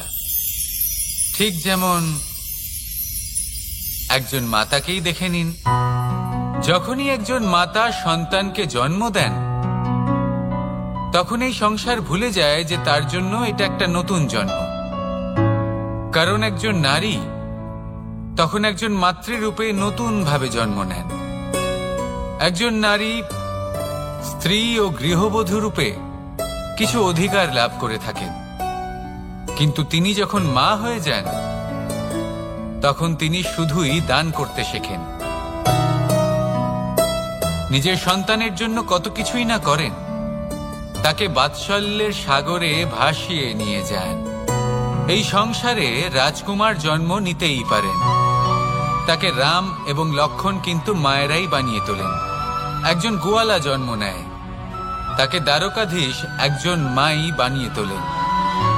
পিতা হলেন সেই পর্বত যার একটা অংশ হলো তার সন্তান, কিন্তু মা হলেন সেই শিল্পী যিনি একটা পাথরকে খোদাই করে এমন এক মূর্তি গড়ে তোলেন যাকে সকলে পূজনীয় মনে করেন। তাহলে স্মরণ করুন সেই সকল মুহূর্ত যেগুলি আপনি নিজের মাতার সাথে অতিবাহিত করেছেন। অনুভব করতে পারবেন যে কিভাবে এক মুহূর্তেই এই মন প্রফুল্ল হয়ে ওঠে। এবারের কারণ কি? এর কারণ হলো এই জীবনের আসল দ্বারই হলো মমতা।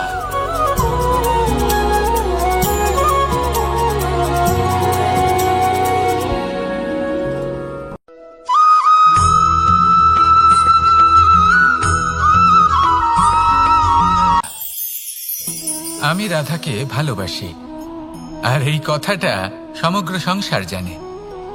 আর সময় অন্তরে লীলার দ্বারা, বিভিন্ন ঘটনা দ্বারা, কর্মের দ্বারা আমি নিজের এই ভালোবাসা রাধার সামনে প্রকাশ করি। এবার আপনি বলবেন, এসবের কি প্রয়োজন? রাধা কি এই কথা জানে না যে কৃষ্ণ তাকে কতটা ভালোবাসে? অবশ্যই জানে, কিন্তু এই যে ভালোবাসা, তা মনে রেখে দেওয়ার জন্য নয়, তা প্রকাশ করার জন্য। আর বারংবার এই ভালোবাসাকে প্রকাশ করা উচিত, উচিত সময় এবং উচিত সুযোগ দেখে।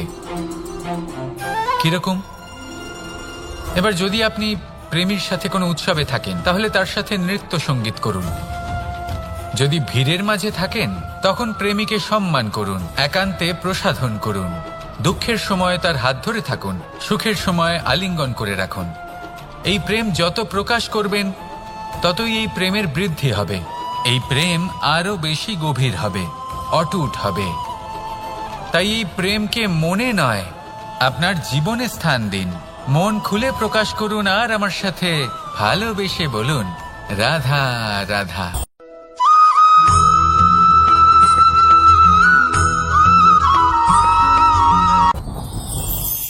যত শক্তিশালী এই মন, তত শক্তিশালী এই শরীরও। এই যে আমাদের শরীর, এটা আসলে কি? এ হলো একটা রথের মতো। আর একটা রথ ততক্ষণ চলতে পারবে না যতক্ষণ না তাকে কোনো সারথি চালাবে। এই মন হলো শরীরের সারথি। এবার ভাবুন, যদি এই সারথি শক্তিহীন হয়, দুর্বল হয়, তাহলে এই রথের কি হবে? এটা উচিত পথে চলতে পারবে না, উচিত গতিতে চলতে পারবে না, মন মতো স্থানে এটা পৌঁছতেও পারবে না। সেই জন্য মনের শক্তি অত্যন্ত প্রয়োজনীয়। এবার মনের শক্তি আমরা কোথা থেকে লাভ করি? দৃঢ়তার শক্তি থেকে। এবার এই শক্তি আমরা কিভাবে বাড়াতে পারি? আমরা প্রতিদিন কিছু নতুন স্থির করি, কিছু ছোট, কিছু বড়। আর যেই আমরা নতুন কিছু পূর্ণ করি, আমাদের মনের শক্তি বেড়ে যায়। আর যদি পূর্ণ না করতে পারি, মনের শক্তি কমে যায়। একটা দেওয়ালের মতো ছোট ছোট ছোট ছোট শিলা আমরা একটার পর একটা স্থাপন করে একটা দেওয়াল তৈরি করি। এতগুলো পাথর যখন একত্রিত হয়ে যায়, তখন এমন এক দেওয়াল তৈরি হয় যাকে ভাঙা প্রায় অসম্ভব হয়ে দাঁড়ায়। সেরকমই হয় মন এবং দৃঢ়তা। ছোট ছোট কাজ করে নিজের লক্ষ্য পূর্ণ করুন। এই লক্ষ্য যদি পূর্ণ হয়, তবে মনের শক্তি বাড়বে। কিছুটা এইভাবে যে যত বড়ই বিপদ আসুক না কেন, সেই বিপদ নিজে হার মেনে নেবে, কিন্তু আপনার মন ততটাই শক্তিশালী থাকবে। তাই মনের শক্তি বাড়াতে থাকুন, যাতে আপনি উচিত পথে চলতে পারেন, উচিত গতিতে চলেন, আর মনোবাঞ্ছিত স্থানে পৌঁছতে পারেন। তবেই এই মন প্রসন্ন হয়ে বলবে, রাধা রাধা।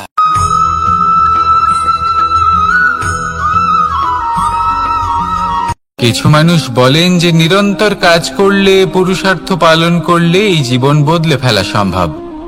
আজ আমি আপনাকে বোঝাবো যে এক মুহূর্ত, সময় আর সিদ্ধান্ত কতটা গুরুত্বপূর্ণ হয়। এক মুহূর্তই যথেষ্ট। একটা মুহূর্ত এত শক্তিশালী হতে পারে যে তা আপনার সমগ্র জীবন পাল্টে দিতে পারে। এমন এক সময় ছিল শ্রীরামের কাছে, যখন ওনাকে সিদ্ধান্ত নিতে হয় যে উনি নিজের পিতার আদেশ পালন করতে বনবাসে যাবেন নাকি যাবেন না। উনি সেই আদেশ পালন করেছিলেন। তারপর সময় অনুসারে উপযুক্ত সিদ্ধান্ত নিলেন। আর আজ সকলের মনে বসবাস করেন শ্রীরাম। আর অন্যদিকে আছে রাবণ। ওনার কাছে একটা সময় ছিল, একটা সুযোগ ছিল নিজের প্রারব্ধকে শুভ করে তোলার। উনি ভুল করলেন আর মৃত্যু লাভ করলেন। নির্বাচন সবসময় আপনার হাতে, শুধু আপনাকে সময়কে বুঝতে হবে, সেই মুহূর্তকে বুঝতে হবে আর উচিত সিদ্ধান্ত নিতে হবে, ব্যাস। বুঝতে শিখুন এই সময়ের দাবি কি, বুঝতে শিখুন এই সময়ের ইচ্ছে কি, আর উচিত সিদ্ধান্ত নিন। আর আমার সাথে ভালোবেসে বলুন, রাধা রাধা। জ্ঞান এবং অহংকার, এই দুইয়ের মধ্যে সম্পর্ক কোথায়? সম্পর্ক ঠিক সেরকম যেরকম হাত এবং কাকনের, যেমন চোখ এবং দৃষ্টির সম্পর্ক। এবার আপনি বলবেন, আমি কি বলছি? জ্ঞান এবং অহংকারের এমন সম্পর্ক কি করে হতে পারে? দেখুন, যে ব্যক্তি জ্ঞানী, যার কাছে জ্ঞান রয়েছে এবং তিনি জানেন যে তার কাছে জ্ঞান রয়েছে, তার মধ্যে নিজে থেকেই অহংবোধ জাগ্রত হয়। খুব কম সংখ্যক এমন জ্ঞানী ব্যক্তি আছেন যারা নিজেদের অহংকারের বিষয়ে আঁচ করতে পারেন। প্রকৃত জ্ঞানী হলেন তিনি, যিনি নিজের জ্ঞানের সদ্ব্যবহার করে অহংকারকে দূর করেন। উচিত সময় বুঝে যান, নিজের অন্তর যাচাই করে এই বিষয়টা দেখেন যে তার অন্তরে অহংবোধ জাগ্রত হচ্ছে এবং নিজেকে সেখানেই থামিয়ে দেন, যাতে অহংকারের পথে তিনি অগ্রসর না হয়ে যান। এই অহংকার কখন উচিত, কখন অনুচিত, কখন প্রয়োগ করা উচিত, উচিত নয়, কখন বাধা দেওয়া উচিত, এটা শেখা অত্যন্ত প্রয়োজনীয়।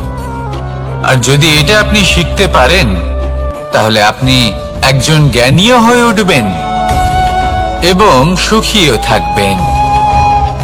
তাই মনে রাখবেন, এই জ্ঞান নিয়ে কখনোই অহংকার করবেন না, বরং সবসময় নিজের অহংবোধের বিষয়ে প্রকৃত ধারণা রাখবেন। আসুন আমার সাথে ভালোবেসে বলুন, রাধা রাধা। আমাদের জীবনে 7 ধরনের সুখ আছে, আর সেগুলো লাভ করার জন্য আমরা অত্যন্ত প্রচেষ্টা করি। কিন্তু কোনো প্রচেষ্টা করার পূর্বে তা কিভাবে করব সেটা বোঝা খুব প্রয়োজন, আর সেখানেই আমরা ভুল করে থাকি। যে কাজটা আমাদের পরে করা উচিত, সেটাই আমরা আগে করে বসি। আপনাকে স্পষ্ট করে বোঝাই, প্রত্যেক সুখের সাথে 2টি ক্রিয়া জড়িত থাকে। এবার যখন আমরা ধনের কথা বলি, তখনও 2টি ক্রিয়া জুড়ে থাকে। প্রথম ক্রিয়া হলো ধন অর্জন করা, দ্বিতীয় ক্রিয়া হলো ধনের ব্যবহার করা। আর জীবনে ধনের ব্যবহার করার পূর্বে ধন কিভাবে অর্জন করতে হয় তা শেখা অত্যন্ত প্রয়োজনীয়। আমরা মন্দিরে যাই, ভগবানের আরাধনা করি, তার জন্য পুজো করি, ওনাকে প্রসন্ন করতে চাই, কিন্তু তার আগে ভগবানের ওপর আস্থা রাখা প্রয়োজনীয়। যদি আপনার অটল বিশ্বাস থাকে, তবেই আপনি প্রকৃত ভক্ত হয়ে উঠতে পারবেন। এবার যদি আপনি বক্তা হয়ে থাকেন, শ্রেষ্ঠ বক্তা হতে চান, এই সংসারের সামনে নিজের বক্তব্য রাখতে চান, তাহলে কথা বলার পূর্বে কথা শুনতে শিখুন। তবেই আপনি একজন শ্রেষ্ঠ বক্তা হয়ে উঠতে পারবেন। জীবনে সম্পর্ক স্থাপন করার আগে সম্পর্ক বজায় রাখতে শিখুন, তবেই আপনি একজন প্রকৃত সাথী হয়ে উঠবেন। জীবনে পরাজয় মানার পূর্বে বিজয়ী হওয়ার চেষ্টা কিভাবে করতে হয় সেটা শিখুন, তবেই আপনি একজন নিপুণ ব্যক্তি হয়ে উঠবেন। অন্তিম এবং সবথেকে গুরুত্বপূর্ণ কথা, জীবনে ভালোবাসা লাভ করার পূর্বে ভালোবাসা প্রদান করতে শিখুন, তবেই আপনি একজন প্রকৃত প্রেমী হয়ে উঠবেন। আসুন আমার সাথে ভালোবেসে বলুন, রাধা রাধা। এই সংসারের সবথেকে বড় যুদ্ধ কোনটা? দেবাসুরের যুদ্ধ, যা অনেক বছর ধরে চলেছিল, নাকি রাম রাবণের যুদ্ধ, নাকি মহাভারত? না, সংসারের সবথেকে বড় যুদ্ধ হলো সেইটা যা নিজের সাথে লড়া হয়, নিজের মনের সাথে লড়া হয়, নিজের অন্তরের সাথে লড়া হয়। এটাই সব থেকে বড় যুদ্ধ। এবার নিজেই দেখুন আপনার সব থেকে বড় শত্রুকে। আপনার স্বার্থ, আপনার কামনাগুলি, আপনার অহংকারগুলি, যা আপনাকেই নষ্ট করে দেয়। যদি এদের ওপর আপনি বিজয় লাভ করতে পারেন, তাহলে ধরে নিন এই সংসারে সবার ওপরে আপনি বিজয় লাভ করতে পারবেন। এই সংসারে কেউ আপনাকে পরাজিত করতে পারবে না। কিন্তু তার জন্য প্রয়োজন অনুভূতির। অনুভূতি ভালোবাসার, অনুভূতি অনুপ্রেরণার। যে ব্যক্তি ভালোবাসতে পারেন এবং প্রেরণা দিতে পারেন, তিনি চিরকাল জয় লাভ করতে পারেন। নিজের কাছে ভালোবাসার এক অস্ত্র রাখুন আর প্রেরণার এক ঢাল। জীবনে কেউ আপনাকে পরাজিত করতে পারবে না। আসুন আর আমার সাথে ভালোবেসে বলুন, রাধা রাধা। সৌন্দর্য। মানুষ নিজের সৌন্দর্যের বিষয়ে কতটা ভাবে, চায় যে সে সব থেকে বেশি রূপবান হবে, সব থেকে বেশি সুন্দর হবে। কিন্তু সৌন্দর্যের পরিভাষা কি তা কি সে জানে? কোনো মাকে জিজ্ঞেস করুন, ওনার জন্য সৌন্দর্যের পরিভাষা ওনার সন্তান। কোনো ভক্তকে জিজ্ঞেস করুন, ওনার জন্য সৌন্দর্যের পরিভাষা ওনার ভগবান। শ্রীরামকে জিজ্ঞেস করুন, ওনার জন্য সৌন্দর্যের পরিভাষা হল হনুমান। ভাঙা হানু, ফুলে যাওয়া মুখ, দেখতে গেলে উনি বানর, লম্বা লেজ, এত নিরীহ যে ওনাকে অমূল্য মালা দিলে সেটা ছিঁড়ে তার ভেতরে শ্রীরামকে খুঁজছিলেন। কিন্তু ওনার ভাবনা কত সুন্দর। উনি এটা বিশ্বাস করেন যে সংসারের যতই মূল্যবান জিনিস দিয়ে এই মালা তৈরি করা হোক না কেন, যদি এর মধ্যে শ্রীরাম না থাকেন, তাহলে এর মধ্যে কোনো অর্থ নেই। সৌন্দর্য রূপে নয়, ভাবনায় নিহিত থাকে। যদি আপনি সৌন্দর্য প্রাপ্ত করতে চান, তাহলে তা কর্মে নিয়ে আসুন, ভাবনায় এবং বিচারে নিয়ে আসুন। এই সৌন্দর্য আপনার সাথেই থাকবে। যদি আপনি সৌন্দর্যকে রূপের মধ্যে খোঁজেন, তাহলে কিছুক্ষণের জন্য পাবেন। সেই সৌন্দর্য সময়ের সাথে হারিয়ে যাবে। সৌন্দর্য যদি পেতে চান, খুঁজতেই চান, তাহলে হৃদয় খুঁজুন, কর্মে খুঁজুন। মন প্রসন্ন হয়ে বলবে, রাধা রাধা। এই সংসারে মানুষ জন্মগ্রহণ করেন, বড় হতে থাকেন, পুরুষার্থ লাভ করেন, অর্জন করেন। অর্জন করা আসলে কি? বেশিরভাগ মানুষ বলেন অর্জন করা অর্থাৎ ধন সম্পত্তি অর্জন করা। আর কি অর্জন করা যায়? আর কি লাভ করা যায়? আসল প্রশ্ন হলো এটাই যে কি এমন আছে যা বাস্তব রূপে অর্জন করার যোগ্য। তা হলো ব্যবহার, জ্ঞান এবং সন্তোষ। কেন? কারণ আপনি যখন এই সংসার ছেড়ে চলে যাবেন, তখন আপনার ধন সম্পত্তি আপনাকে বিদায় জানাতে আসবে না। আপনাকে বিদায় জানাতে আসবে আপনার আপনজন, যাদের সাথে আপনার সুসম্পর্ক ছিল। সমগ্র সংসারে সহস্র মানুষ ধন অর্জন করে থাকেন। শ্রেষ্ঠ মানুষ হলেন তিনি, যিনি ব্যবহার, জ্ঞান এবং সন্তোষ অর্জন করে থাকেন, একে সকলের মধ্যে বিতরণ করেন। তাই এটাই করুন আর আমার সাথে ভালোবেসে বলুন, রাধা রাধা। সেই কখন থেকে এই পুস্তকটিকে দেখছি, কিন্তু এর থেকে আমি কোনো জ্ঞান লাভ করতেই পারছি না। এবার আপনি বলবেন যে আজ কেমন বিচিত্র কথা বলছি আমি। যদি এই পুস্তক থেকে আমাকে জ্ঞান লাভ করতে হয়, তাহলে শুধুই তাকিয়ে থাকলে হবে না। আমাকে এই পুস্তককে খুলতে হবে, পড়তে হবে, তাকে বুঝতে হবে, তবেই তো জ্ঞান প্রাপ্তি হবে। বড়ই সহজ একটা ব্যাপার, কিন্তু একে যাপন করা অত্যন্ত কঠিন। তাই না? আপনি নিজেকেই দেখে নিন।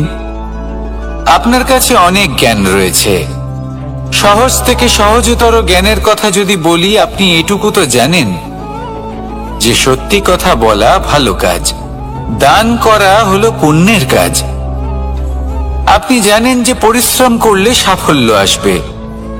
এই জ্ঞান তো আমাদের কাছে রয়েছে, এমন অনেক জ্ঞান আমাদের কাছে রয়েছে, কিন্তু আলস্যের কারণে, অবহেলা করে আমরা শুধু এই জ্ঞান প্রয়োগ করতে পারি না, এই জ্ঞান যাপন করতে পারি না, একে আচরণে প্রয়োগ করতে পারি না, সেই জন্য দুঃখী হয়ে যাই। তাই আপনার কাছে যা যা জ্ঞান আছে, যা যা জ্ঞান আপনি লাভ করেছেন, সেই জ্ঞান যাপন করা শুরু করুন, জীবনে প্রয়োগ করতে শুরু করুন। এই মন প্রত্যেকটি মুহূর্তে প্রসন্ন থাকবে, আর লক্ষ্য প্রাপ্ত করে এই মন বলবে, রাধা রাধা। একটা জলের ফোঁটাকে ফোঁটা নামে সম্বোধন করা হয়। অনেক ফোঁটা একত্রিত হলে সাগরের রূপ ধারণ করে। শুধু একটা পাতাকে পাতা বলা হয়, অন্য অনেক পাতার সাথে একত্রিত হলে তা গ্রন্থের রূপ ধারণ করে। একটা মাত্র সুতো অন্য সুতোর সাথে মিলিত হলে বস্ত্রের রূপ ধারণ করে। অনেক সংখ্যক ইট একত্রিত হলে মহলের রূপ ধারণ করে। সৈন্যরা একত্রিত হলে সৈন্যদল তৈরি হতে পারে। এটা হলো শক্তি সংগঠনের, এটাই হলো শক্তি একতার। তা সে বনস্পতি হোক বা কোনো ব্যক্তি হোক, কোনো মনোভাবই হোক, যদি একা থাকে তাহলে দুর্বল হয়ে পড়বে। যদি সংগঠিত থাকে তাহলে শক্তিও বাড়বে আর আপনাকে সামনে এগিয়েও নিয়ে যাবে। তাই এই একতায় বিশ্বাস রাখুন আর আমার সাথে ভালোবেসে বলুন, রাধা রাধা।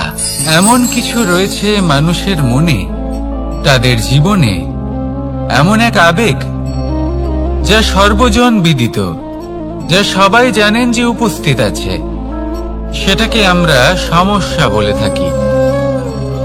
এমনিতে আমরা সকলেই জানি যে এমন কোনো গৃহ নেই যেখানে মৃত্যুর ছায়া পড়েনি, এমন কোনো বৃক্ষ নেই যার দ্বারা ওষুধ তৈরি সম্ভব নয়, এমন কোনো অন্ন নেই যা সময়ের সাথে বিষ বা অমৃতে পরিণত হতে পারে। এবার এই সমস্যাগুলি কোনো ব্যক্তির জন্য সমস্যা হতে পারে, কিন্তু নিজে থেকে এরা কোনো সমস্যাই নয়। এরা আসে আমাদের সাহায্য করতে, আমাদের কিছু শেখাতে। আপনি নিজেই দেখুন, পর্বতের শিখর থেকে কোনো এক পাখি পড়ে গিয়ে নিজের প্রাণ ত্যাগ করলো। সেটা কখন সম্ভব? যখন সেই পাখি ওড়ার চেষ্টাই করে না। তখন যখন কোনো ব্যক্তি জলে পড়ে যান এবং ডুবে গিয়ে নিজের প্রাণ হারান, এর সম্ভাবনা কখন বেশি থাকে? যখন সেই ব্যক্তি সাঁতার কাটার চেষ্টাই করেন না। তখন এই সমস্যা প্রত্যেকের জীবনে থাকবেই, কিন্তু এটা মনে রাখা প্রয়োজনীয় যে কোনো সমস্যা পরিস্থিতির কারণে সমস্যা হয়ে ওঠে না। এই পরিস্থিতি যখন আমাদের সামনে আসে, আমাদের তা কঠিন মনে হয়, আমরা নতমস্তক হয়ে পড়ি, ভয়ভীত হয়ে পড়ি, তার সম্মুখীন হতে পারি না। তখন তা সমস্যার রূপ নেয়। দৃঢ় হয়ে দাঁড়িয়ে থাকুন সাহসের সাথে, এই পরিস্থিতিগুলির সম্মুখীন হন। দেখবেন সমস্যা কখন সাফল্যে পরিণত হবে আপনি জানতেই পারবেন না। আসুন আমার সাথে ভালোবেসে বলুন, রাধা রাধা। এই সংসারে কখনো কোনো ব্যক্তিকে তার বাইরের পোশাক দেখে বিচার করার চেষ্টা করবেন না, এটা খুব বড় ভুল করবেন। যেমন আমরা জীবনে অনেক সময় এমন করি, ধরুন কোথাও একটা গাছ দেখলাম, খুব বিশাল আকারের একটা গাছ, যেটা মাটির থেকে অনেক উঁচুতে পৌঁছে গেছে, যার বিশাল শাখা আছে। সেগুলো দেখে আমরা ভাবি যে এই গাছে হয়তো কত সুস্বাদু ফল আছে। আমরা সেই গাছের পরিচর্যা করতে থাকি, আবার অন্যদিকে হলো একটি তৃণ, যেটা মাটি থেকে কিছুটা উঁচুতে পৌঁছেছে, কিন্তু সেই তৃণর নিচে, মাটির নিচে অত্যন্ত সুস্বাদু ফল বা সবজি জন্ম নেয়, যা আমাদের স্বাস্থ্যের পক্ষে অত্যন্ত উপকারী। সেই জন্য কখনো আবরণ দেখে কাউকে বিচার করতে চেষ্টা করবেন না। তার বদলে এটা বোঝার চেষ্টা করুন যে আপনার সামনে যে ব্যক্তি আছে বা বস্তু আছে তার বিশেষত্ব কি। যদি এই বিশেষত্ব বোঝার ক্ষমতা আপনি অর্জন করেন, যদি এই শিল্প আপনি নিজের ভেতরে জাগ্রত করেন, তাহলে এই সংসারে বিশেষত্ব কি সেটা আপনি জানতে পারবেন। আর এই সমস্ত খেলা দৃষ্টি থেকে নয়, দৃষ্টিভঙ্গি থেকে জন্ম নেয়। দৃষ্টিভঙ্গি সবসময় শুভ রাখুন আর আমার সাথে ভালোবেসে বলুন, রাধা রাধা। যখন মানুষের মৃত্যু হয় তখন কি হয়? অনেক সংখ্যক মানুষ শোক পালন করতে চলে আসেন। যে ব্যক্তি মৃত্যু লাভ করেছেন তার অনেক বস্তু থাকে যেগুলো তার প্রিয়, যেগুলো তিনি ব্যবহার করেছেন। তার শয্যা, তার বস্ত্র, তার আভূষণ সবকিছু তার থেকে বিচ্ছিন্ন করা হয় এবং খালি হাতে তাকে শ্মশানের উদ্দেশ্যে রওনা করা হয়। আমি আপনাকে এই প্রশ্ন করতে চাই, আপনি এই সংসারে কি অর্জন করেছেন? ধন সম্পত্তি, বস্ত্র, আভূষণ, এই সব কিছু যে আপনি অর্জন করেছেন, আপনার মৃত্যুর পরে তা আপনার থেকে দূর হয়ে যাবে। এর উত্তর হলো একটাই, আপনার কর্ম। শুধু সেটাই আছে যা একান্ত আপনার, আর শুধু সেটাই এই সংসার থেকে চলে যাওয়ার পরেও সংসারেই জীবিত থাকবে। যদি আপনি দুষ্কর্ম করেন, তাহলে এই সংসার আপনাকে একটি অনুচিত উদাহরণ হিসেবে মনে রাখবে যে এই ব্যক্তি খুব পাপী ছিল, অনুচিত কর্ম করতেন। যে পথে তিনি চলেছেন সেই পথে কারোর চলা উচিত নয়।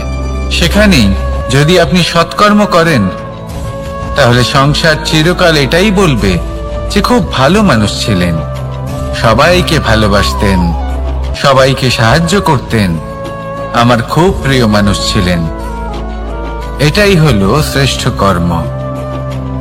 সেই জন্য জীবনে শুধুমাত্র ধন সম্পত্তি, আভূষণ এই সব অর্জন করতে গিয়ে নিজের মনোনিবেশ করবেন না।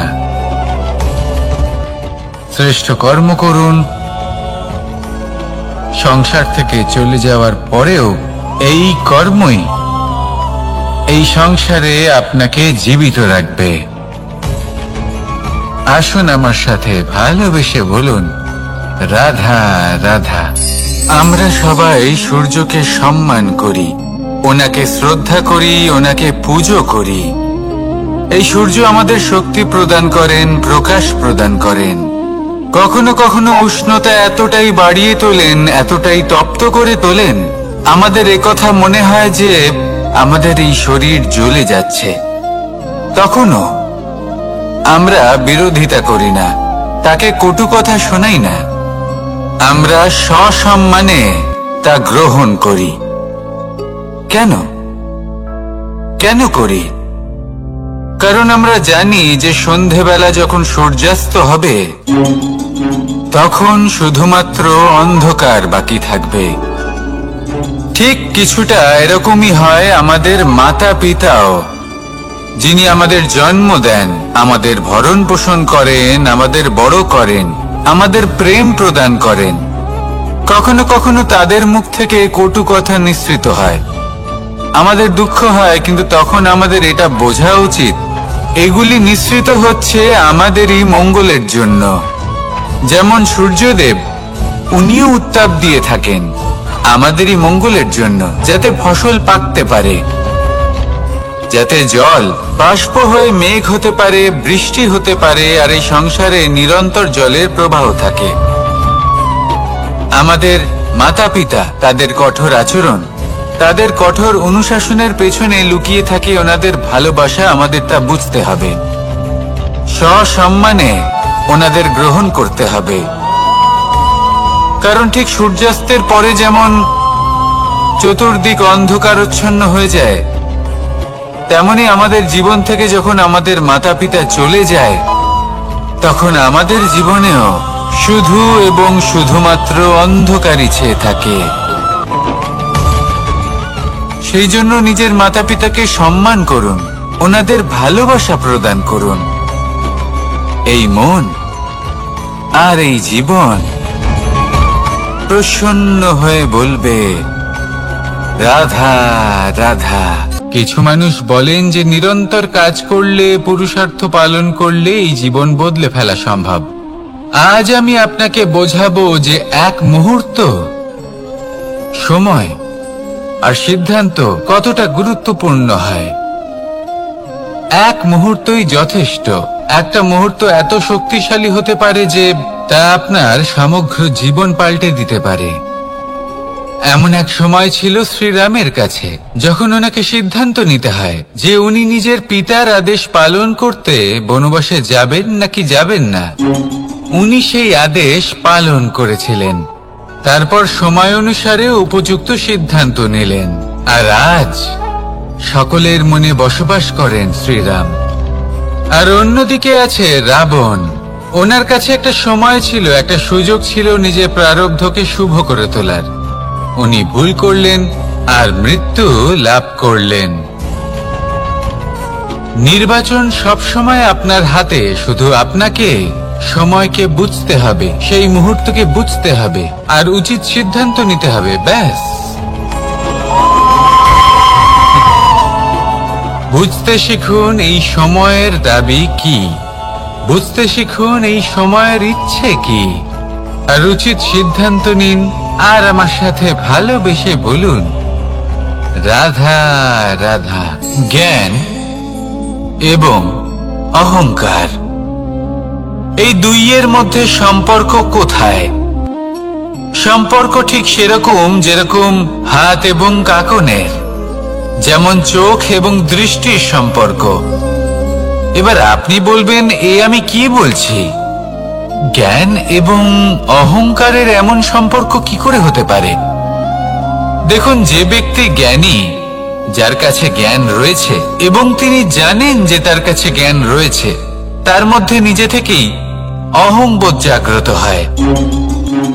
খুব কম সংখ্যক এমন জ্ঞানী ব্যক্তি আছেন যারা নিজেদের অহংকারের বিষয়ে আঁচ করতে পারেন। প্রকৃত জ্ঞানী হলেন তিনি, যিনি নিজের জ্ঞানের সদ্ব্যবহার করে অহংকারকে দূর করেন। উচিত সময়ে বুঝে যান, নিজের অন্তর যাচাই করে এই বিষয়টা দেখেন যে তার অন্তরে অহংবোধ জাগ্রত হচ্ছে এবং নিজেকে সেখানেই থামিয়ে দেন, যাতে অহংকারের পথে তিনি অগ্রসর না হয়ে যান। এই অহংকার কখন উচিত, কখন অনুচিত, কখন প্রয়োগ করা উচিত, উচিত নয়, কখন বাধা দেওয়া উচিত, এটা শেখা অত্যন্ত প্রয়োজনীয়।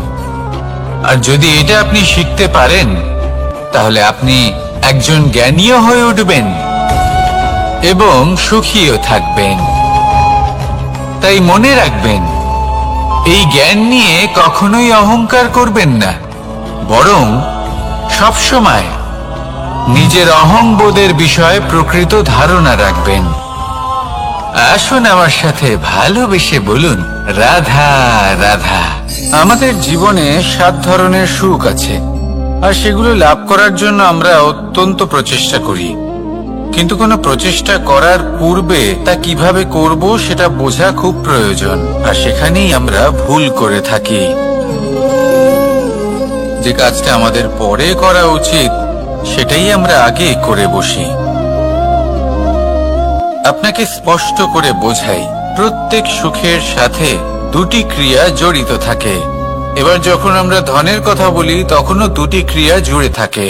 প্রথম ক্রিয়া হলো ধন অর্জন করা, দ্বিতীয় ক্রিয়া হলো ধনের ব্যবহার করা।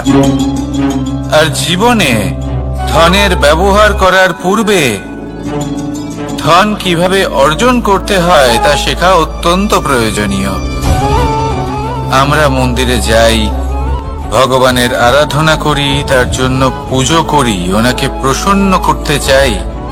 কিন্তু তার আগে ভগবানের ওপর আস্থা রাখা প্রয়োজনীয়। যদি আপনার অটল বিশ্বাস থাকে তবেই আপনি প্রকৃত ভক্ত হয়ে উঠতে পারবেন। এবার যদি আপনি বক্তা হয়ে থাকেন, শ্রেষ্ঠ বক্তা হতে চান, এই সংসারের সামনে নিজের বক্তব্য রাখতে চান, তাহলে কথা বলার পূর্বে কথা শুনতে শিখুন। তবেই আপনি একজন শ্রেষ্ঠ বক্তা হয়ে উঠতে পারবেন। জীবনে সম্পর্ক স্থাপন করার আগে সম্পর্ক বজায় রাখতে শিখুন। তবেই আপনি একজন প্রকৃত সাথী হয়ে উঠবেন। জীবনে পরাজয় মানার পূর্বে বিজয়ী হওয়ার চেষ্টা কিভাবে করতে হয় সেটা শিখুন। তবেই আপনি একজন নিপুণ ব্যক্তি হয়ে উঠবেন। অন্তিম এবং সবথেকে গুরুত্বপূর্ণ কথা, জীবনে ভালোবাসা লাভ করার পূর্বে ভালোবাসা প্রদান করতে শিখুন। তবেই আপনি একজন প্রকৃত প্রেমী হয়ে উঠবেন। আসুন আমার সাথে ভালোবেসে বলুন, রাধা রাধা। এই সংসারের সবথেকে বড় যুদ্ধ কোনটা? দেব-অসুরের যুদ্ধ যা অনেক বছর ধরে চলেছিল, নাকি রাম রাবণের যুদ্ধ, নাকি মহাভারত? না, সংসারের সবথেকে বড় যুদ্ধ হলো সেইটা যা নিজের সাথে লড়া হয়, নিজের মনের সাথে লড়া হয়, নিজের অন্তরের সাথে লড়া হয়। এটাই সবথেকে বড় যুদ্ধ। এবার নিজেই দেখুন আপনার সবথেকে বড় শত্রুকে। আপনার স্বার্থ, আপনার কামনাগুলি, আপনার অহংকারগুলি, যা আপনাকেই নষ্ট করে দেয়। যদি এদের ওপর আপনি বিজয় লাভ করতে পারেন, তাহলে ধরে নিন এই সংসারে সবার উপরে আপনি বিজয় লাভ করতে পারবেন। এই সংসারে কেউ আপনাকে পরাজিত করতে পারবে না। কিন্তু তার জন্য প্রয়োজন অনুভূতির। অনুভূতি ভালোবাসার, অনুভূতি অনুপ্রেরণার। যে ব্যক্তি ভালোবাসতে পারেন এবং প্রেরণা দিতে পারেন, তিনি চিরকাল জয় লাভ করতে পারেন। নিজের কাছে ভালোবাসার এক অস্ত্র রাখুন আর প্রেরণার এক ঢাল। জীবনে কেউ আপনাকে পরাজিত করতে পারবে না। আসুন আর আমার সাথে ভালোবেসে বলুন, রাধা রাধা। সৌন্দর্য। মানুষ নিজের সৌন্দর্যের বিষয়ে কতটা ভাবে, চায় যে সে সব থেকে বেশি রূপবান হবে, সব থেকে বেশি সুন্দর হবে। কিন্তু সৌন্দর্যের পরিভাষা কি তা কি সে জানে? কোনো মাকে জিজ্ঞেস করুন, ওনার জন্য সৌন্দর্যের পরিভাষা ওনার সন্তান। কোনো ভক্তকে জিজ্ঞেস করুন, ওনার জন্য সৌন্দর্যের পরিভাষা ওনার ভগবান। শ্রীরামকে জিজ্ঞেস করুন, ওনার জন্য সৌন্দর্যের পরিভাষা হল হনুমান। ভাঙা হানু, ফুলে যাওয়া মুখ, দেখতে গেলে উনি বানর, লম্বা লেজ, এত নিরীহ যে ওনাকে অমূল্য মালা দিলে সেটা ছিঁড়ে তার ভেতরে শ্রীরামকে খুঁজছিলেন। কিন্তু ওনার ভাবনা কত সুন্দর। উনি এটা বিশ্বাস করেন যে সংসারের যতই মূল্যবান জিনিস দিয়ে এই মালা তৈরি করা হোক না কেন, যদি এর মধ্যে শ্রীরাম না থাকেন তাহলে এর মধ্যে কোনো অর্থ নেই। সৌন্দর্য রূপে নয়, ভাবনায় নিহিত থাকে। যদি আপনি সৌন্দর্য প্রাপ্ত করতে চান তাহলে তা কর্মে নিয়ে আসুন, ভাবনায় এবং বিচারে নিয়ে আসুন। এই সৌন্দর্য আপনার সাথেই থাকবে। যদি আপনি সৌন্দর্যকে রূপের মধ্যে খোঁজেন তাহলে কিছুক্ষণের জন্য পাবেন, সেই সৌন্দর্য সময়ের সাথে হারিয়ে যাবে। সৌন্দর্য যদি পেতে চান, খুঁজতেই চান, তাহলে হৃদয় খুঁজুন, কর্মে খুঁজুন। মন প্রসন্ন হয়ে বলবে, রাধা রাধা। এই সংসারে মানুষ জন্মগ্রহণ করেন, বড় হতে থাকেন, পুরুষার্থ লাভ করেন, অর্জন করেন। অর্জন করা আসলে কি? বেশিরভাগ মানুষ বলেন অর্জন করা অর্থাৎ ধন সম্পত্তি অর্জন করা। আর কি অর্জন করা যায়? আর কি লাভ করা যায়? আসল প্রশ্ন হলো এটাই যে কি এমন আছে যা বাস্তব রূপে অর্জন করার যোগ্য। তা হলো ব্যবহার, জ্ঞান এবং সন্তোষ। কেন? কারণ আপনি যখন এই সংসার ছেড়ে চলে যাবেন, তখন আপনার ধন সম্পত্তি আপনাকে বিদায় জানাতে আসবে না। আপনাকে বিদায় জানাতে আসবে আপনার আপনজন, যাদের সাথে আপনার সুসম্পর্ক ছিল। সমগ্র সংসারে সহস্র মানুষ ধন অর্জন করে থাকেন। শ্রেষ্ঠ মানুষ হলেন তিনি যিনি ব্যবহার, জ্ঞান এবং সন্তোষ অর্জন করে থাকেন, একে সকলের মধ্যে বিতরণ করেন। তাই এটাই করুন আর আমার সাথে ভালোবেসে বলুন, রাধা রাধা। সেই কখন থেকে এই পুস্তকটিকে দেখছি, কিন্তু এর থেকে আমি কোনো জ্ঞান লাভ করতেই পারছি না। এবার আপনি বলবেন যে আজ কেমন বিচিত্র কথা বলছি আমি। যদি এই পুস্তক থেকে আমাকে জ্ঞান লাভ করতে হয়, তাহলে শুধুই তাকিয়ে থাকলে হবে না। আমাকে এই পুস্তককে খুলতে হবে, পড়তে হবে, তাকে বুঝতে হবে, তবেই তো জ্ঞান প্রাপ্তি হবে।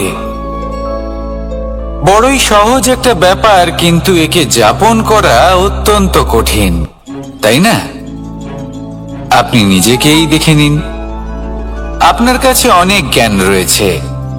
সহজ থেকে সহজতর জ্ঞানের কথা যদি বলি, আপনি এটুকু তো জানেন যে সত্যি কথা বলা ভালো কাজ, দান করা হলো পুণ্যের কাজ। আপনি জানেন যে পরিশ্রম করলে সাফল্য আসবে। এই জ্ঞান তো আমাদের কাছে রয়েছে, এমন অনেক জ্ঞান আমাদের কাছে রয়েছে, কিন্তু আলস্যের কারণে, অবহেলা করে আমরা শুধু এই জ্ঞান প্রয়োগ করতে পারি না, এই জ্ঞান যাপন করতে পারি না, একে আচরণে প্রয়োগ করতে পারি না, সেই জন্য দুঃখী হয়ে যাই। তাই আপনার কাছে যা যা জ্ঞান আছে, যা যা জ্ঞান আপনি লাভ করেছেন, সেই জ্ঞান যাপন করা শুরু করুন, জীবনে প্রয়োগ করতে শুরু করুন।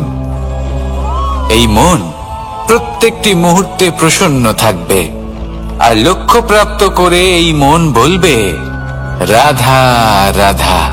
একটা জলের ফোঁটাকে ফোঁটা নামে সম্বোধন করা হয়। অনেক ফোঁটা একত্রিত হলে সাগরের রূপ ধারণ করে। শুধু একটা পাতাকে পাতা বলা হয়, অন্য অনেক পাতার সাথে একত্রিত হলে তা গ্রন্থের রূপ ধারণ করে। একটা মাত্র সুতো অন্য সুতোর সাথে মিলিত হলে বস্ত্রের রূপ ধারণ করে। অনেক সংখ্যক ইট একত্রিত হলে মহলের রূপ ধারণ করে। সৈন্যরা একত্রিত হলে সৈন্যদল তৈরি হতে পারে। এটা হলো শক্তি সংগঠনের, এটাই হলো শক্তি একতার। তা সে বনস্পতি হোক বা কোনো ব্যক্তি হোক, কোনো মনোভাবই হোক, যদি একা থাকে তাহলে দুর্বল হয়ে পড়বে। যদি সংগঠিত থাকে তাহলে শক্তিও বাড়বে আর আপনাকে সামনে এগিয়েও নিয়ে যাবে।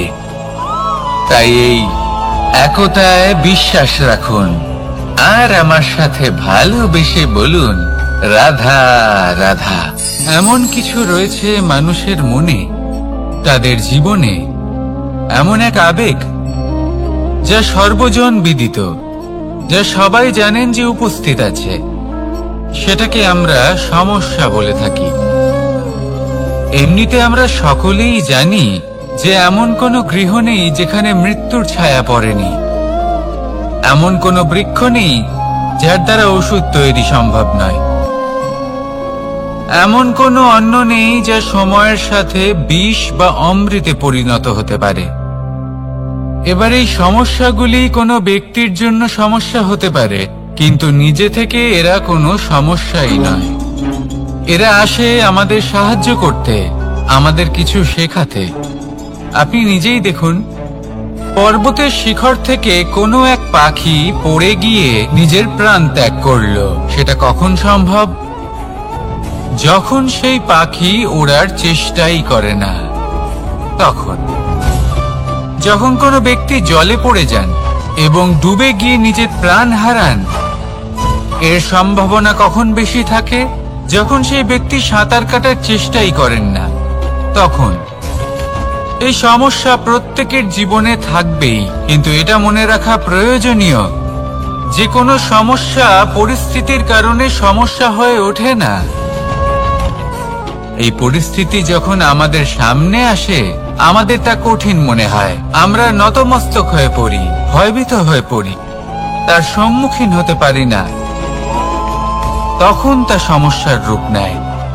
দৃঢ় হয়ে দাঁড়িয়ে থাকুন সাহসের সাথে, এই পরিস্থিতিগুলির সম্মুখীন হন। দেখবেন সমস্যা কখন সাফল্যে পরিণত হবে আপনি জানতেই পারবেন না। আসুন আমার সাথে ভালোবেসে বলুন, রাধা রাধা।